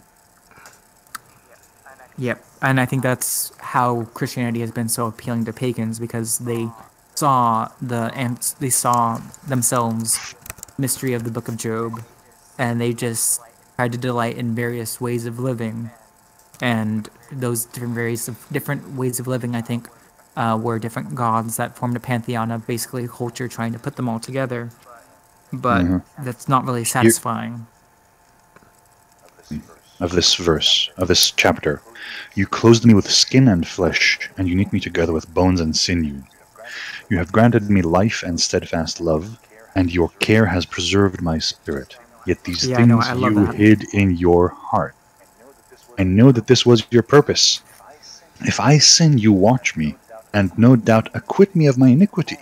If I am wicked, woe to me. If I am righteous, I cannot lift my head. For I am filled with disgrace, and look upon my affliction. Huh. That's why he doesn't bother to hold up his head during the entire book, because he knows that is the call of a righteous man, and yet what do the righteous do? If I was righteous, if I am righteous, I cannot lift my head. Because the reference that God is justice, so you can't compete. He, as a human, as a mortal, can't compete with God on any level, even if he is innocent. Which he actually talks about in 9. Let me see if I can find it again. If it is a matter 9:19, if it is a matter of strength, he is mighty, and if it is a matter of justice, who can challenge him? Even if I were innocent, my mouth would condemn me. If I were blameless, it would still pronounce me guilty.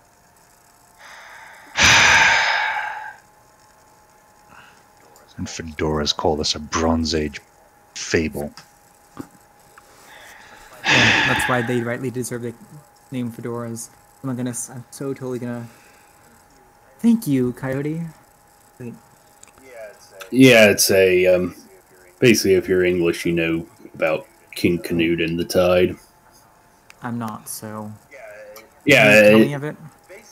Basically, it's an anecdote about King Canute, and he's a by now king this of England. This actually is in the Vinland Saga, but please continue. Yeah. Basically, his courtiers are talking to him, and basically say, essentially flattering him for all intents and purposes, saying, exactly, even the tide will answer your decrees. And essentially, Canute's response is, "Well, let's go and see if the tide." And of course, that is actually in Vinland Saga. Yeah, if you guys and essentially he sits. He sits, down at low, during low tide, and just waits, and tells the sea to stop. Stop. And eventually, the sea, of course, comes up to his feet, and he turns to his courtiers and essentially tells them, "Hey, I'm the king. You don't have to flatter me, but I do need good advice." Yes. That's in fact the reason why I have courtiers in the first place, not for flattery, but to take get good advice. Again, this is actually in Vinland Saga, and I just think it's beautiful because Canute, as Aenir, talks with a monk who, oh, what is love, you ask? Are you saying that Ragnar, his steward or mentor, did not love me? Yes. Then it is my turn to ask you, if Ragnar had no love, then who in the world does embody real love? He does there. The monk points to a corpse. He is dead and therefore more beautiful than anyone alive. You might say he is love himself. For you see, he will not hate, nor kill, nor steal. Don't you find that wonderful? His body will be abandoned here, and his flesh to feed the beasts and insects. be blown about by the wind and pelted by the rain. He will not raise a single word in complaint. Job could do that without being dead. To Lord Ragnar, your life was more important than anyone else's. More important than his own, I suspect. For the sake of your one life, he allowed 62 to be sacrificed. He discriminated. I see. It is death that completes a man. So you're saying that the essence of love is death? Yes. Then the emotion a father feels for his child, what a husband and wife feel for each other, what Ragnar felt for me, what is that? Discrimination. It is hardly different than the way one swears fealty to a king or whips a slave. I think I understand now. It's as though the mist around me has been lifted. The snow is love. That is correct. And yet, how can this be, this world, God's divine creation, so brimming with love? The sky, the sun, the breeze that blows, the trees, the mountain. It is said that we became creatures we are, because our distant ancestors sinned and turned their backs on God. We are exiled from the paradise. Yet there is no love in the hearts of men. And anyway, that's... we will never have it back, and yet you still force us to seek it, Father in heaven. It ends a bit sort of arrogantly, but I still think it brings a couple good points to mind. That, for one, for me, I struggled with the thought that the world is kind of like a zero-sum game, that you can't live without preying on so many other beings, and to me that seemed like a refutation of Christianity, like people not in it renounce Christianity at this point. But this comic points out that actually we play by the same rules. At the end of our life, we will be consumed by, well, if we allow the natural processes to happen, we'll be devoured by worms and stuff like that. And food for flowers. And food for flowers, exactly. So it's Which not is like, not a bad way to go, you know, all things considered. No, really. I would really like, you know, a nice flower bed to be grown over my grave. I know But not one way or the other. But I just think that I'm not sure how much of it is heretical, but the point being that seeing how we die as well, bodily anyway, it does balance that out. There was something the larger it's a theme here, the word contend, Yeah. which comes up again and again in dealing with God here. Damn it, where in Genesis is it where Jacob encounters the angel of the Lord? Yes, I think that's the same word as well. I think it is. 5th through 8th chapter, something like that. I have no idea. That's a guess. Let's see, Genesis 5. 12. No, that's the descendants of Adam. Okay, that means it's probably further down, like 10 maybe? 12? Judith and Tamar is 38, so Rachel's 30. The 4 kings are 14. Abram is 13, so that means it's probably around 20 maybe. The birth of Isaac is 21. Isaac and Jacob, so maybe 25. Isaac and Rebecca, 24. Isaac blesses Jacob. Esau and Jacob. Uh-oh. I have no idea what I'm saying. Alright. Ishmael's daughter. 29. Okay, so name. 28, 32, 28 is Bethel. Oh, and interesting, you probably know this, don't you? Bethel. It's an odd anglicization of Beit El, which means house of God. Did not. Okay, so I don't know why it became one word, but it's 2 words. It's Beit El, like Beit Lechem. Damn it, where Jesus was born.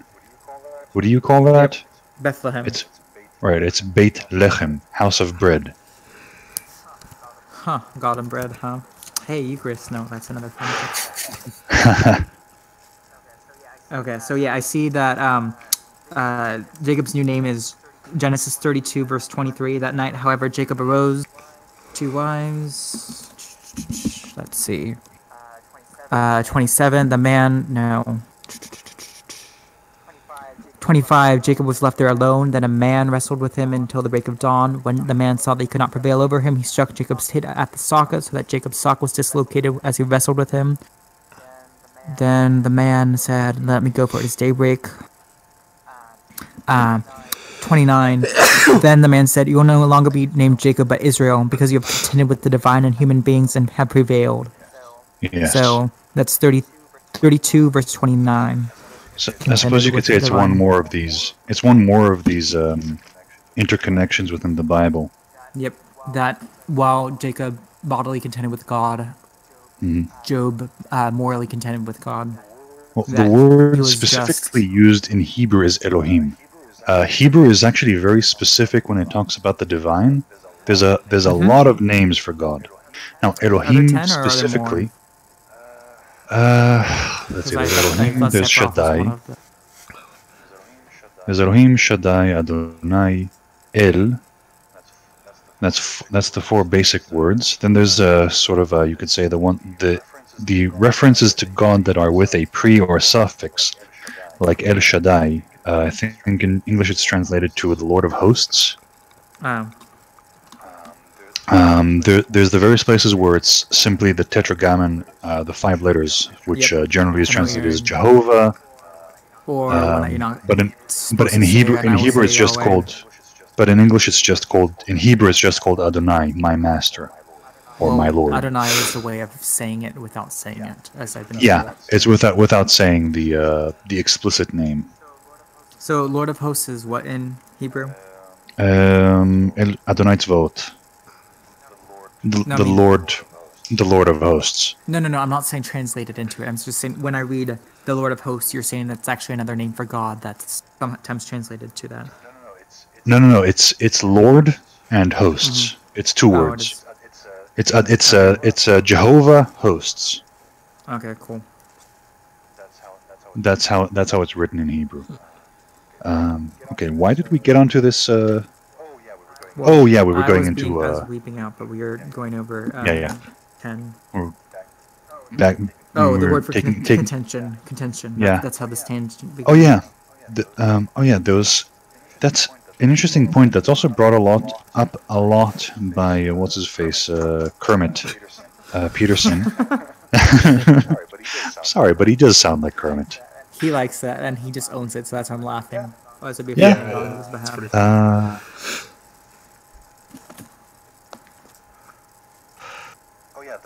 The point I was trying to get at is that dealing with God is not fun or nice. We laugh at it, but it's something that I see a lot of atheists, make this mistake that being religious is easy, that it's fun, that it answers all your questions, that it gives you peace and all that. And I can say I'm not religious now, but as a man who was religious, very religious, I was basically being groomed to be a rabbi. Being religious is hard. It's difficult. It's unpleasant. You're constantly being faced, and your face is constantly being rubbed in the human condition and all the questions and none of the answers. You never have the answers. All you have are more questions. Yeah.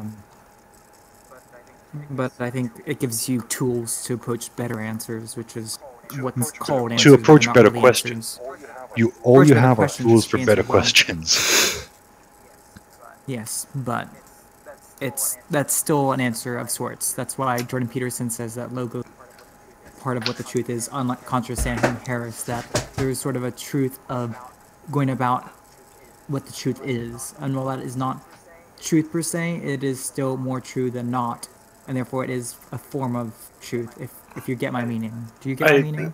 I think Chesterton probably said it better. Probably. The paradoxes of God are more comforting than the answers of man. You should really read what Chesterton had to say about Job Woolley. quite something. I'm glad you did it, Filio. Is it a specific word? Is it a specific work, or did he just have a bunch of comments? I can get it for you. It's online. I'll get it for you in a second. I'm gonna look it up too, but I- I think he actually had a book called The Introduction to the Book of Job, and Chesterton was an essayist, but he was also a poet and playwright. He just was an If you want, you can read it artist out loud here. who struggled with theism. It's kind of long. May I? Oh, this is like 2 to 3 chapters worth. Even during my Fedora phase, I always found Chesterton to be delightful. Well, guess what? He became a Catholic. I'm never gonna let that go ever to this entire time I'm on this channel. So, sorry. Of course, you're not going to. Sorry that I won't be not sorry. Well, to me, the biggest vindication of Catholicism is that Tolkien was a Catholic. Whatever it takes, mate. Okay, We almost had so- C.S. Lewis. Yeah, he's the damn historian, but I think C.S. Lewis had too much of the contrarian in him. Yeah, that's probably true. yeah, that's. So, I think we can read it. It's gonna be like, 5 to 10 minutes, but it's not that long. And I have it right in front of me, and I even posted it on the religion thread. Okay. Okay. Introduction by G.K. Chesterton. The Book of Job is among the Old Testament books with a philosophical riddle and a historical riddle. It is a philosophical riddle that concerns us in such an introduction as this, so we may dismiss the first few words of general explanation or warning, which should be said about the historical aspect. Controversy has long raged about which parts of this epic belong to its original scheme, which are interpolations of considerably later date. The doctors disagree, as the business of doctors do, but upon the whole, trend of investigation has always been in the direction of maintaining the parts interpolated, if any, were the prose, prologue, and epilogue, and possibly the speech of the young man who comes in with apology at the end. I do not profess to be competent to decide such questions. Whatever discussion the reader may come into discerning them, there is a general truth to remembered in this connection. When you deal with any ancient artistic creation, do not suppose that is anything against it, that it grew gradually. The Book of Job may have grown gradually just as Westminster Abbey grew gradually. But the people who made Job the old folk poetry, like the people who made Westminster Abbey, did not attach that importance to the actual date and actual author, that the importance which is entirely the creation of the almost insane individualism of modern time. And we may put aside the case of Job as one complicated with religious difficulties, and take any other, say, the case of the Iliad. Many people have maintained that the characteristic formula of modern skepticism, that Homer was not written by Homer, but by another person of the same name, just in the same way that many have maintained that Moses was not Moses, but another person called Moses. Same thing, really to be remembered in the matter of the Iliad, is that if other people did interpolate the passages, the thing did not create the same sense of shock as would be created by such proceedings in these individualistic times. The creation of the tribal epic was, to some the extent, regarded as a tribal work, like the building of the tribal temple. Believe then, if you will, that the prologue of Job and the epilogue and the speech of Elihu are things inserted after the original work was composed. But do not suppose that such insertions have an obvious and spurious character which would belong to any insertions in a modern individualistic book. Without going into questions of unity as understood by the scholars, we may safely say of the scholarly riddle that the book has unity in the sense that all great traditional creations have unity, and the sense that Canterbury Cathedral has unity. And the same is broadly true of what I've called the philosophical riddle. There is a real sense in which the Book of Job stands apart from most books concluded in the canon of the Old Testament. But here again, those are wrong who insist that the entire absence of unity. Those are wrong who maintain that the Old Testament is a mere loose library that has no consistency or aim. But the result was achieved by some supernatural or spiritual truth, or by a steady national tradition, or by an ingenious selection of aftertimes. The books of the Old Testament have quite a perceptible unity. The central idea of the great part of the Old Testament may be called the loneliness of God. God is not the only chief character of the Old Testament. God is properly the only character of the Old Testament. Compared with his clearness of purpose, all the other wills are heavy and automatic, like those of animals compared to with his actuality. All the sons of flesh are shadows. Again and again the note is struck. Will with whom hath he has taken counsel? In Isaiah. I have trodden the winepress alone, and of the peoples there was no man with me. Isaiah 63:3. All the patriarchs and prophets are merely his tools or weapons. For the Lord is a man of war. He uses Joshua like an axe, or Moses like a measuring rod.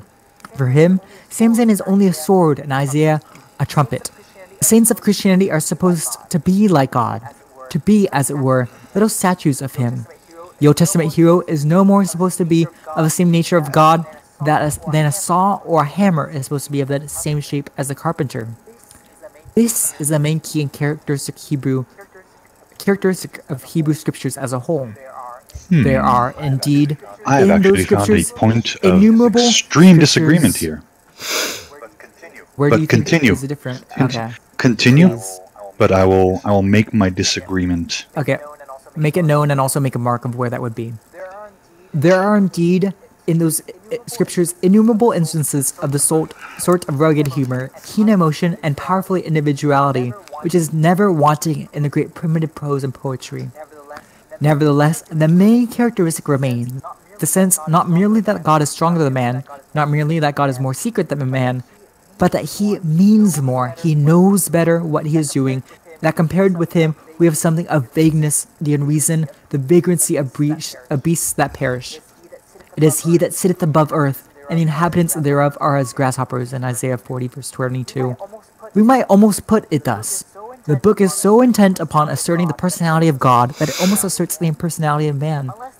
Unless this gigantic cosmic brain has conceived a thing, that thing is insecure and void. Man has not enough tenacity to ensure its continuance. Except the Lord build the house, they labor in vain that built it. Except the Lord keep the city, the watchman waketh, but in vain. Psalm 127 verse 1. Everywhere else, then, the Old Testament positively rejoices in the obliteration of man in comparison with the divine purpose. The book of Job stands definitively alone because the book of Job definitively asked, but what is the purpose of God? Is it worth the sacrifice even of our miserable humanity?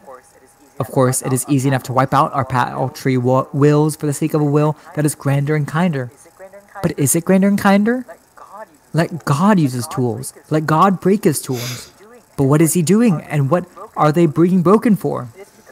It is because of this question that we have to attack as a philosophical riddle, the riddle of the book of Job. The present importance of the book of Job cannot be expressed adequately, even by saying that it is the most interesting of ancient books. We may almost say that the book of Job is the most interesting of modern books. In truth, of course, neither of the two phrases covers the matter, because fundamental human religion and fundamental human irreligion are at once old and new. Philosophy is either eternal or it is not philosophy. The modern habit of saying, this is my opinion but I may be wrong, is entirely irrational. If I say I may be wrong, I say that it's not my opinion. The modern habit of saying, every man has a different philosophy, this is my philosophy and it suits me, is the habit that's saying, the habit of saying this is mere weak-mindedness. A cosmic philosophy is not constructed to fit man. A cosmic philosophy is constructed to fit a cosmos. A man can no more possess a private religion than he can possess a private sun and moon. The first of the intellectual beauties of the book of Job is that it is all concerned with this desire to know the actuality, the desire to know what is and not merely what seems. If moderns were writing the book, we should probably find that Job and his comforters got on quite well together by the simple operation of referring to their differences to what is called the temperament, saying that comforters were by nature optimists and Job by nature a pessimist, and they would be quite comfortable, as people can be, for some time at least, by agreeing what is obviously untrue.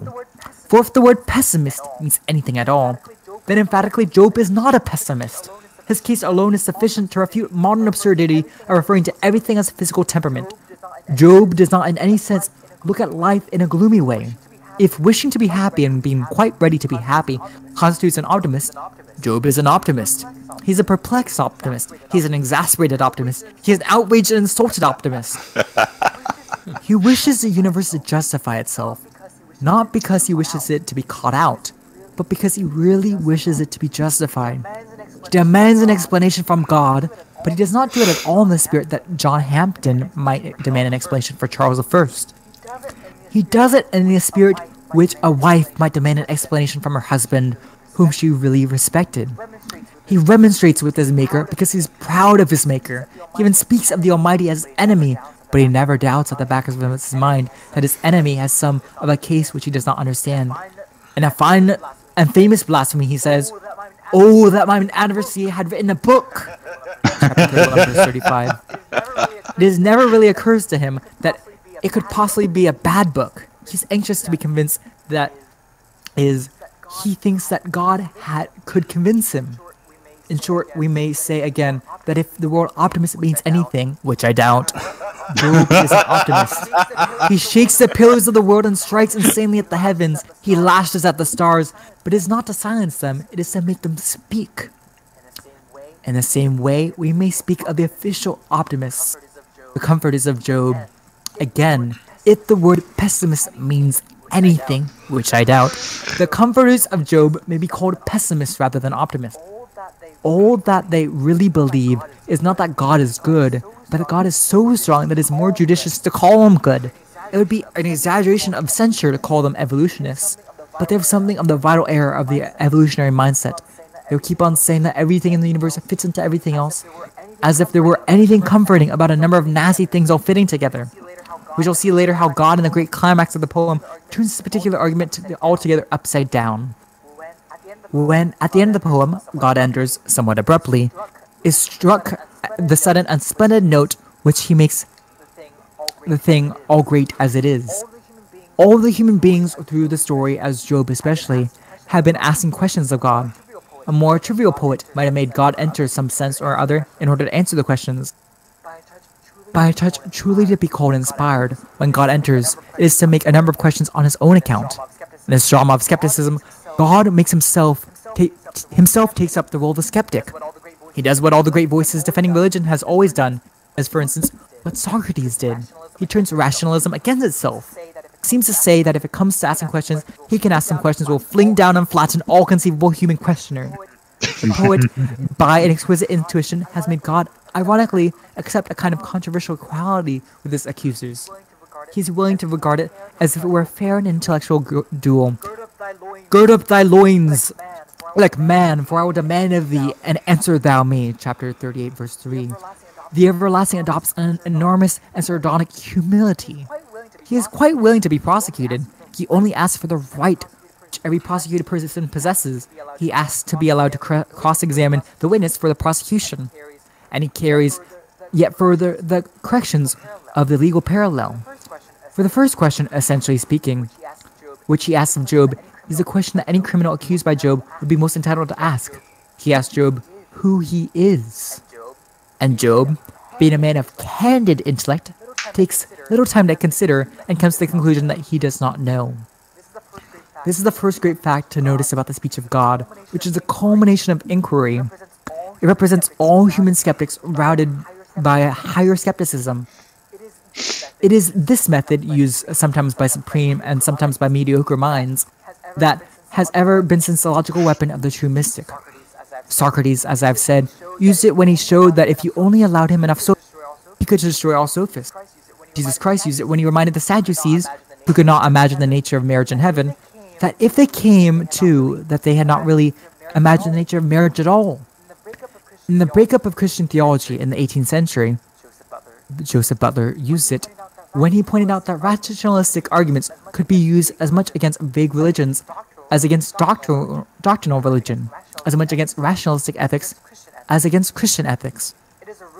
It is a root and reason of the fact that that men who have religious faith also have philosophical doubt. Actually, says that men who have religious faith have also philosophical doubt. These are the small streams of the delta. The Book of Job is the first great cataract that creates the river. In dealing with the arrogant asserter of doubt, it is not the right method to tell him to stop doubting.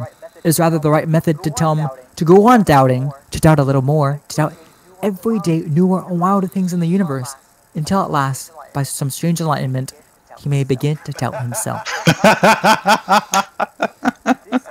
This, I say, is the first fact touching the speech. The fine inspiration by which God comes in at the end, not to answer riddles, but to propound them.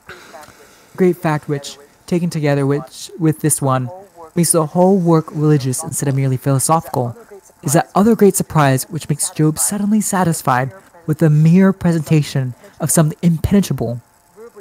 Verbally speaking, the enigmas of Jehovah seem darker, more desolate than the enigmas of Job. I'll make a point there later. Yet Job was comfortless before the speech of Jehovah, and is comforted after it. He has been told nothing, but he feels a terrible and tingling atmosphere of something which is too good to be told. Another thing to say there later. The refusal of God to explain his design is itself a burning hint of his design. This is what flawed intellect, I believe, no, it was Philotheodix was saying. The riddles of God are more satisfying than the solutions of man. Thirdly, of course, it is one of the splendid strokes that God rebukes like the man who accused. Yes. The man who accused and the man who defended him. That he knocks down pessimists and the optimists with the same hammer. And it is in the connection with the mechanical and supercilious comforters of Job that there occurs the still deeper and finer inversion of which I have spoken. The mechanical optimist endeavors to justify the universe avowedly on the ground that is rational and consecutive pattern. He points out the fine things about the world that it can be explained. That is the one point, if I may say so, on which God, in return, is explicit to the point of violence. God says, in effect, if there is one fine thing about the world, as far as men are concerned, is that it cannot be explained. It insists on the inexplicableness of everything. Hath the rain a father, out of whose womb came the ice? He goes further and insists on the positive and palpable unreason of things. Hast thou sent the rain upon the desert where no man is, and upon the wilderness wherein there is no man? God will make man see things, if it is only against a black background of nonentity. God will make Job see a startling universe, if he can only do it by making Job see an idiotic universe. To startle a man, God becomes for an instant a blasphemer. One might almost say that God becomes for an instant an atheist. He unrolls before Job a long panorama of created things: the horse, the eagle, the raven, the wild ass, the peacock, the ostrich, the crocodile. He so describes each of them that it sounds like a monster walking the whole thing is a sort of psalm or rhapsody of a sense of wonder. The maker of all things is astonished at the things that he himself made. This we may call the third point. Job puts forward a note of interrogation. God answers with a note of exclamation. Instead of proving to Job that it is an inexplicable world, he insists that it is as much stranger world that Job has ever thought it was. Lastly, the poet has achieved in his speech, with that unconscious artistic accuracy found in so many of the simpler epics, another more delicate thing. Without once relaxing the rigid impenetrability of Jehovah in his deliberate declaration, he has contrived to let it fall here and there in the metaphors, in the parenthetical imagery, sudden and splendid suggestions that the secret of God is a bright and not a sad one, a semi-accidental suggestion, like light seen for an instant through the crack of a closed door. It would be difficult to praise too highly, in a purely poetical sense, the instinctive exactitude and ease with which these more optimistic insinuations are let fall in other connections, as if the Almighty himself were scarcely aware that he was letting them out. For instance, there's a famous passage where Jehovah, with devastating sarcasm, asked Job where was he when the foundations of the world were laid, and then, as if merely fixing a date, mentions a time when the sons of God shouted for joy. One cannot help feeling, even upon this meager information, that they had something to shout about. Or again, when God is speaking of snow and hail in the mere catalogue of physical cosmos, he speaks of them as a treasury that he has laid upon the last day that he had laid against the day of battle, a hint of some huge Armageddon in which evil shall be at last overthrown. Nothing could be better, artistically speaking, than this optimism breaking through the agnosticism like a fiery gold round the edges of a black cloud. Those who look superficially at the barbaric origin of the epic may think it fanciful to read so much artistic significance into the casual similes or accidental phrases. But one who's well acquainted with great examples of semi-barbaric poetry, as in the Song of Roland or the Old Ballads, will fall into this mistake. No one who knows the primitive poetry can fail to realize while its conscious form is simple, some of its finer effects are subtle. The Iliad contrives to express that Hector and Sarpedon have an essential certain tone or a tint of sad and chivalrous resignation, not bitter enough to be called pessimism and not jovial enough to be called optimism. Homer could have never said this in elaborate words, but somehow he contrives to say it in simpler words. The Song of Roland contrives to express the idea that Christianity imposes upon its heroes a paradox of great humility in the matter of their sins combined with the great ferocity of the matter of ideas. Of course, the Song of Roland cannot say this, but conveys this. In the same way, the Book of Job must be credited with many subtle effects which were in the author's soul without being, perhaps, in the author's mind. And these, by far, the most important remains to be stated. Last few paragraphs. I do not know, and I doubt whether even scholars know, the Book of Job had a great effect or had any effect after the development of Jewish thought. Holy fuck. Okay, But I can interject there. No, once he's you're being done. agnostic, so cut the man. Once you interject. Finish it and I'll... But if it did have any effect, it may have saved them from an enormous collapse and decay. Here the question is really asked whether God invariably punishes vice with terrestrial punishment and rewards virtue with terrestrial prosperity. If the Jews had answered the question wrongly, they might have lost their influence in human history. They might have sunk down to the level of a modern, well-educated society. For when once people have begun to believe that prosperity is a reward for virtue, the next calamity is obvious. If prosperity is regarded as the reward of virtue, it will be regarded as a symptom of virtue. Men will leave off the heavy task of making good men successful.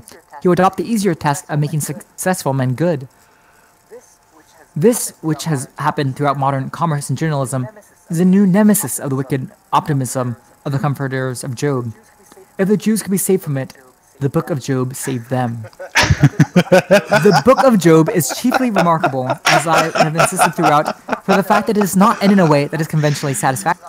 Job is not told that his misfortune were due to his sins or part of any plan for his improvement, but in the prologue we see Job tormented not because he was the worst of men, because he was the best.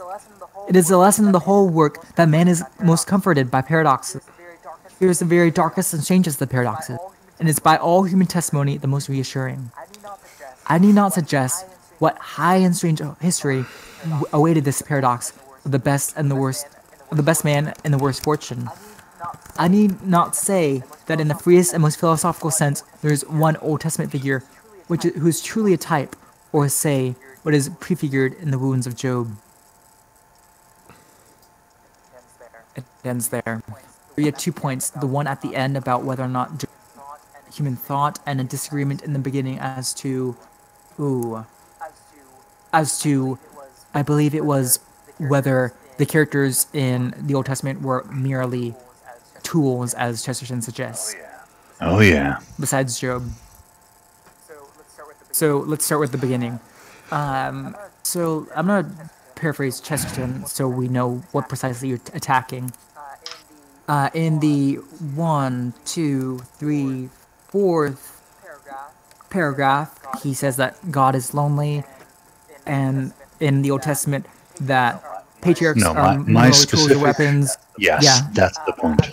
I'm getting there. Like to That make, Samson is only a sword and Isaiah only a trumpet. yeah. Go on. The point I'm trying to make is that Jacob set the mold for the later Israelites.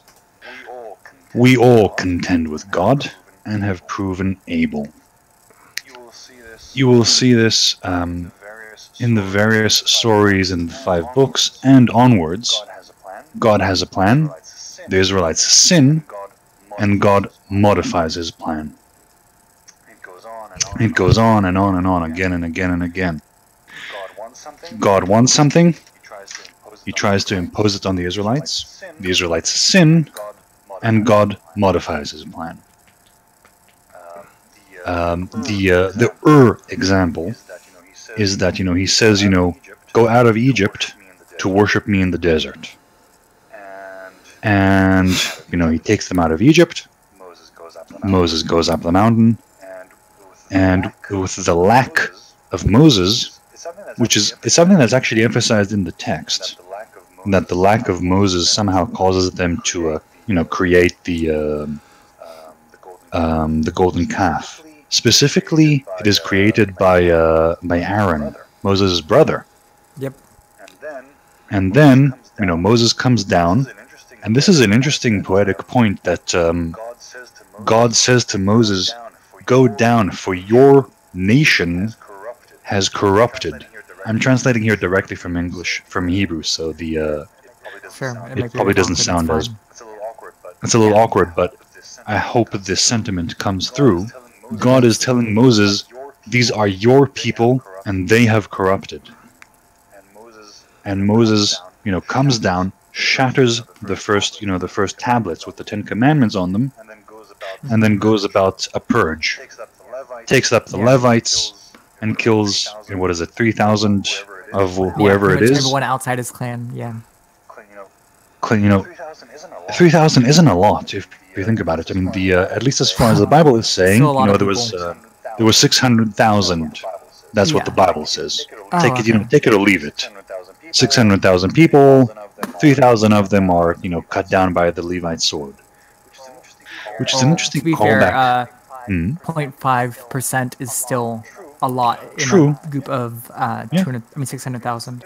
Yeah. It's, in a political sense, that's essentially just a small rebellion. Yeah. Yeah.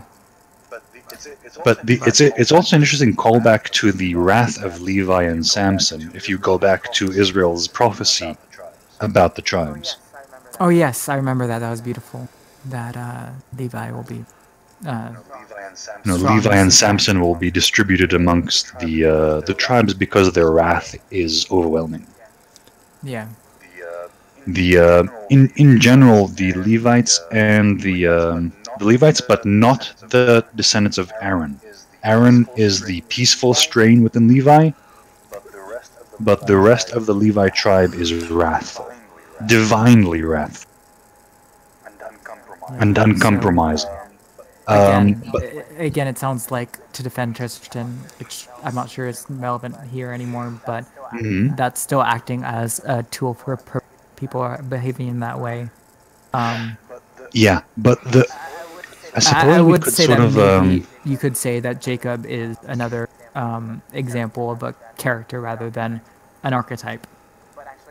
But actually, he is sort of the archetypical man. Sorry, but Jacob But in Israel. after he contends with God and proves able, and proves up to the task, he becomes Israel. That's the thing, is that Israel is not a nice name. Yeah. Think about it.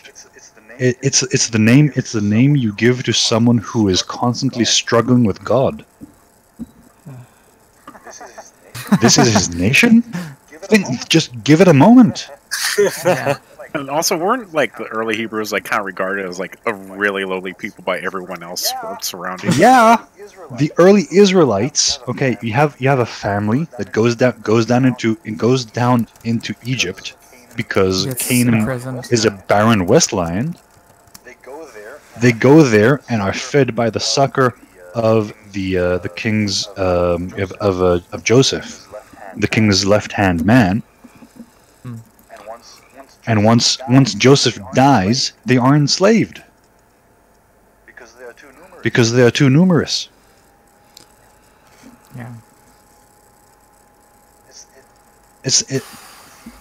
The Israelites. I mean, if you think about the entire story of the Bible, the Israelites are not regarded or treated as a mighty and virtuous people. They are a cantankerous, argumentative mob that's stubborn and constantly... stiff-necked. Yes. Wait, one more time, Flawed? Oh, stubborn, yes. They're stubborn and stiff-necked people. Yeah. Oh, that's actually the Bible. Yeah, Yes. exactly. Moses said. Word for word. It works in Hebrew and it works in English. It probably works in every language on the planet. No one likes them. No, and we don't like each other either. Yeah, I wonder why. And this is the people Man, God okay, so chose. what was the second point? Yeah, I think I don't know. think there's a connection to also that Jesus chose Peter as his first disciple. That he was the most incompetent, but also the most devout. That he wanted to, like, he's the one who spoke first, but tended to put his foot in his mouth.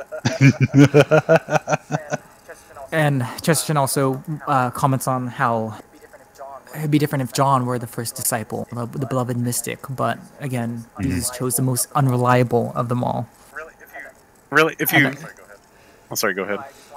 Oh, I just wanted to say that it's like making the weakest chain of the link be the first and most prized chain of the link, maybe so that the rest of the chains have to strengthen it so it doesn't break, so they don't all break. That's my guess. I would say, like, in this, I guess you could say, this history of salvation, you're always seeing God taking the worst of the group and putting. It's always the lowest never, son of a family, exactly. Yeah, Yes. it's never the greatest, smartest, or whatever type person. Even when he chooses Moses over there, like, I The one who can't can't talk, speak to I people. stutter a lot. I'm really nervous about this. I can't do this, and God's like, I'm making you do this. I'm making you do this, then fine. I know you suck. Don't worry, I'll get you in a good attendant. Who Yeah, giveth the mouth? Who giveth the mouth to the dumb? Who giveth eyes to the blind? Yeah, exactly. Coyote, you've been quiet for a while. Got any words? Not much. I'll be honest. I'm just listening in right now. That's cool. So let's figure out all things for Chesterton, and I think we might want to just make this a 4-part instead of 3-part series. That way we I do 10 instead of 14, 14 chapters. But what was I gonna say? Oh, well, you also had a contention about the second to last part, that it was that Chesterton feigns agnostic as to whether or not Job had any effect upon the development of Jewish thought. Oh, You okay. see, he thought that was like the grand king of understatement. Seemed to have a visceral Yeah, reaction. okay. In retrospect, I think that was an understatement. That was very much a statement, tongue in cheek. Yes, Because because he ended with the statement, "If the Jews could be saved from it, the Book of Job saved them." yeah, good grief. If you would go through Jewish thought, mystical or legal, so specifically it would be Maimonides or Rihal.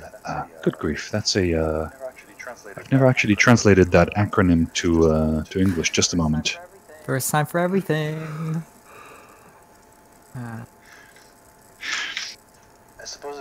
I suppose like in Christianity, you have the stress between the more legalistic and more experiential or mystical. Oh, yes. I seen this. Yeah, you definitely have that in Christian thought. That tension between the two. We even haven't even been reunited for that division, but that's Interesting. another Okay, story for so the two great pillars of what you would call modern Judaism are Maimonides and Rihal, and they're both actually from the Sephardic times. Thanks, Spain. Thank you very much. Yeah. Sorry. No, they were both forged in the crucible of the Inquisition and the expulsion from Spain. Yeah. I don't think without the they both came around the end of what's called the golden age of Sephardic Judaism. Funny how you don't know you're into a golden age. You're in a golden age until you leave one. Yeah. So Rihal is the author of the Kuzari book. Okay, how do I put those into I can't look it up. Khazar. I mean, there's some of the alt-right, like to refer to Jews especially to the Ashkenazi as Khazars. Or Khazar. Yeah. I mean, all I see is the 13th tribe, but I'm looking up Khazar, but all I see is meme stuff on Ashkenazi Look for is, Rabbi Judah the Levi. the Levi. Yeah, Rabbi Judah the Levi. I've heard of that name. I'm gonna look up Rabbi Judah La, and I'm The Levi. oh, Father Judah. Judah Hanazi. Not Levi. Hanazil. I Levi. see Levi. I'm not seeing that. Can you basically find the link and then send? I'm not gonna find. Okay, I'll look at it. I'll look for it in English. Okay, thank you. So you brought that up, and that Okay, the point I was trying to make is that we have the more logical. Okay, Maimonides was basically Judaism's Thomist. He's the one who wrote. You might actually find it interesting yourself to read at least his preamble to the Guide to the Perplexed. Yeah, that's a good one. It's a full-on Aristotelian defense of, call it the Judeo-Christian Jew, the Judeo-Christian God. I know there's some pushback against the Judeo-Christian concept, but I do think we have enough of a baseline of concept of God that you can say there is a Judeo-Christian tradition, at least regarding to some of the basics of theology. I would say to say Judeo-Christian is redundant. Yeah, Redundant? I think you can say it's redundant to some degree, but I think you would find it interesting to read the preamble, because the preamble is where he sets out. This is specifically, the early 1200s, and the Islamic word has just recently retranslated a lot of Aristotle's works into usable languages, and a lot.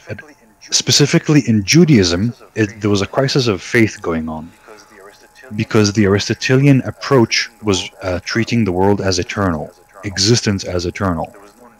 There was no need for a creator God, and that's go on.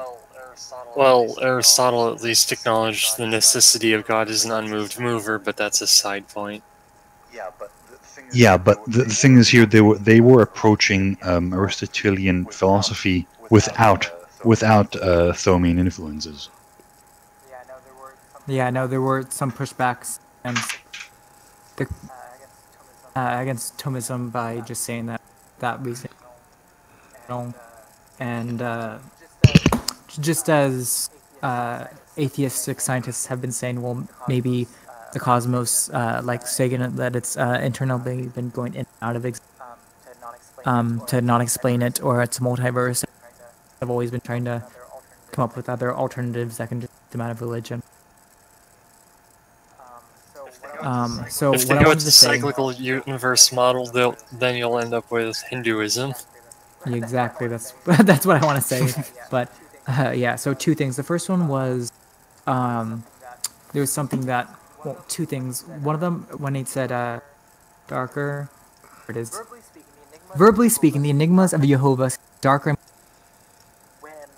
When I saw this, I was thinking of Peterson on Nietzsche, that Nietzsche was looking for something that beyond good and evil.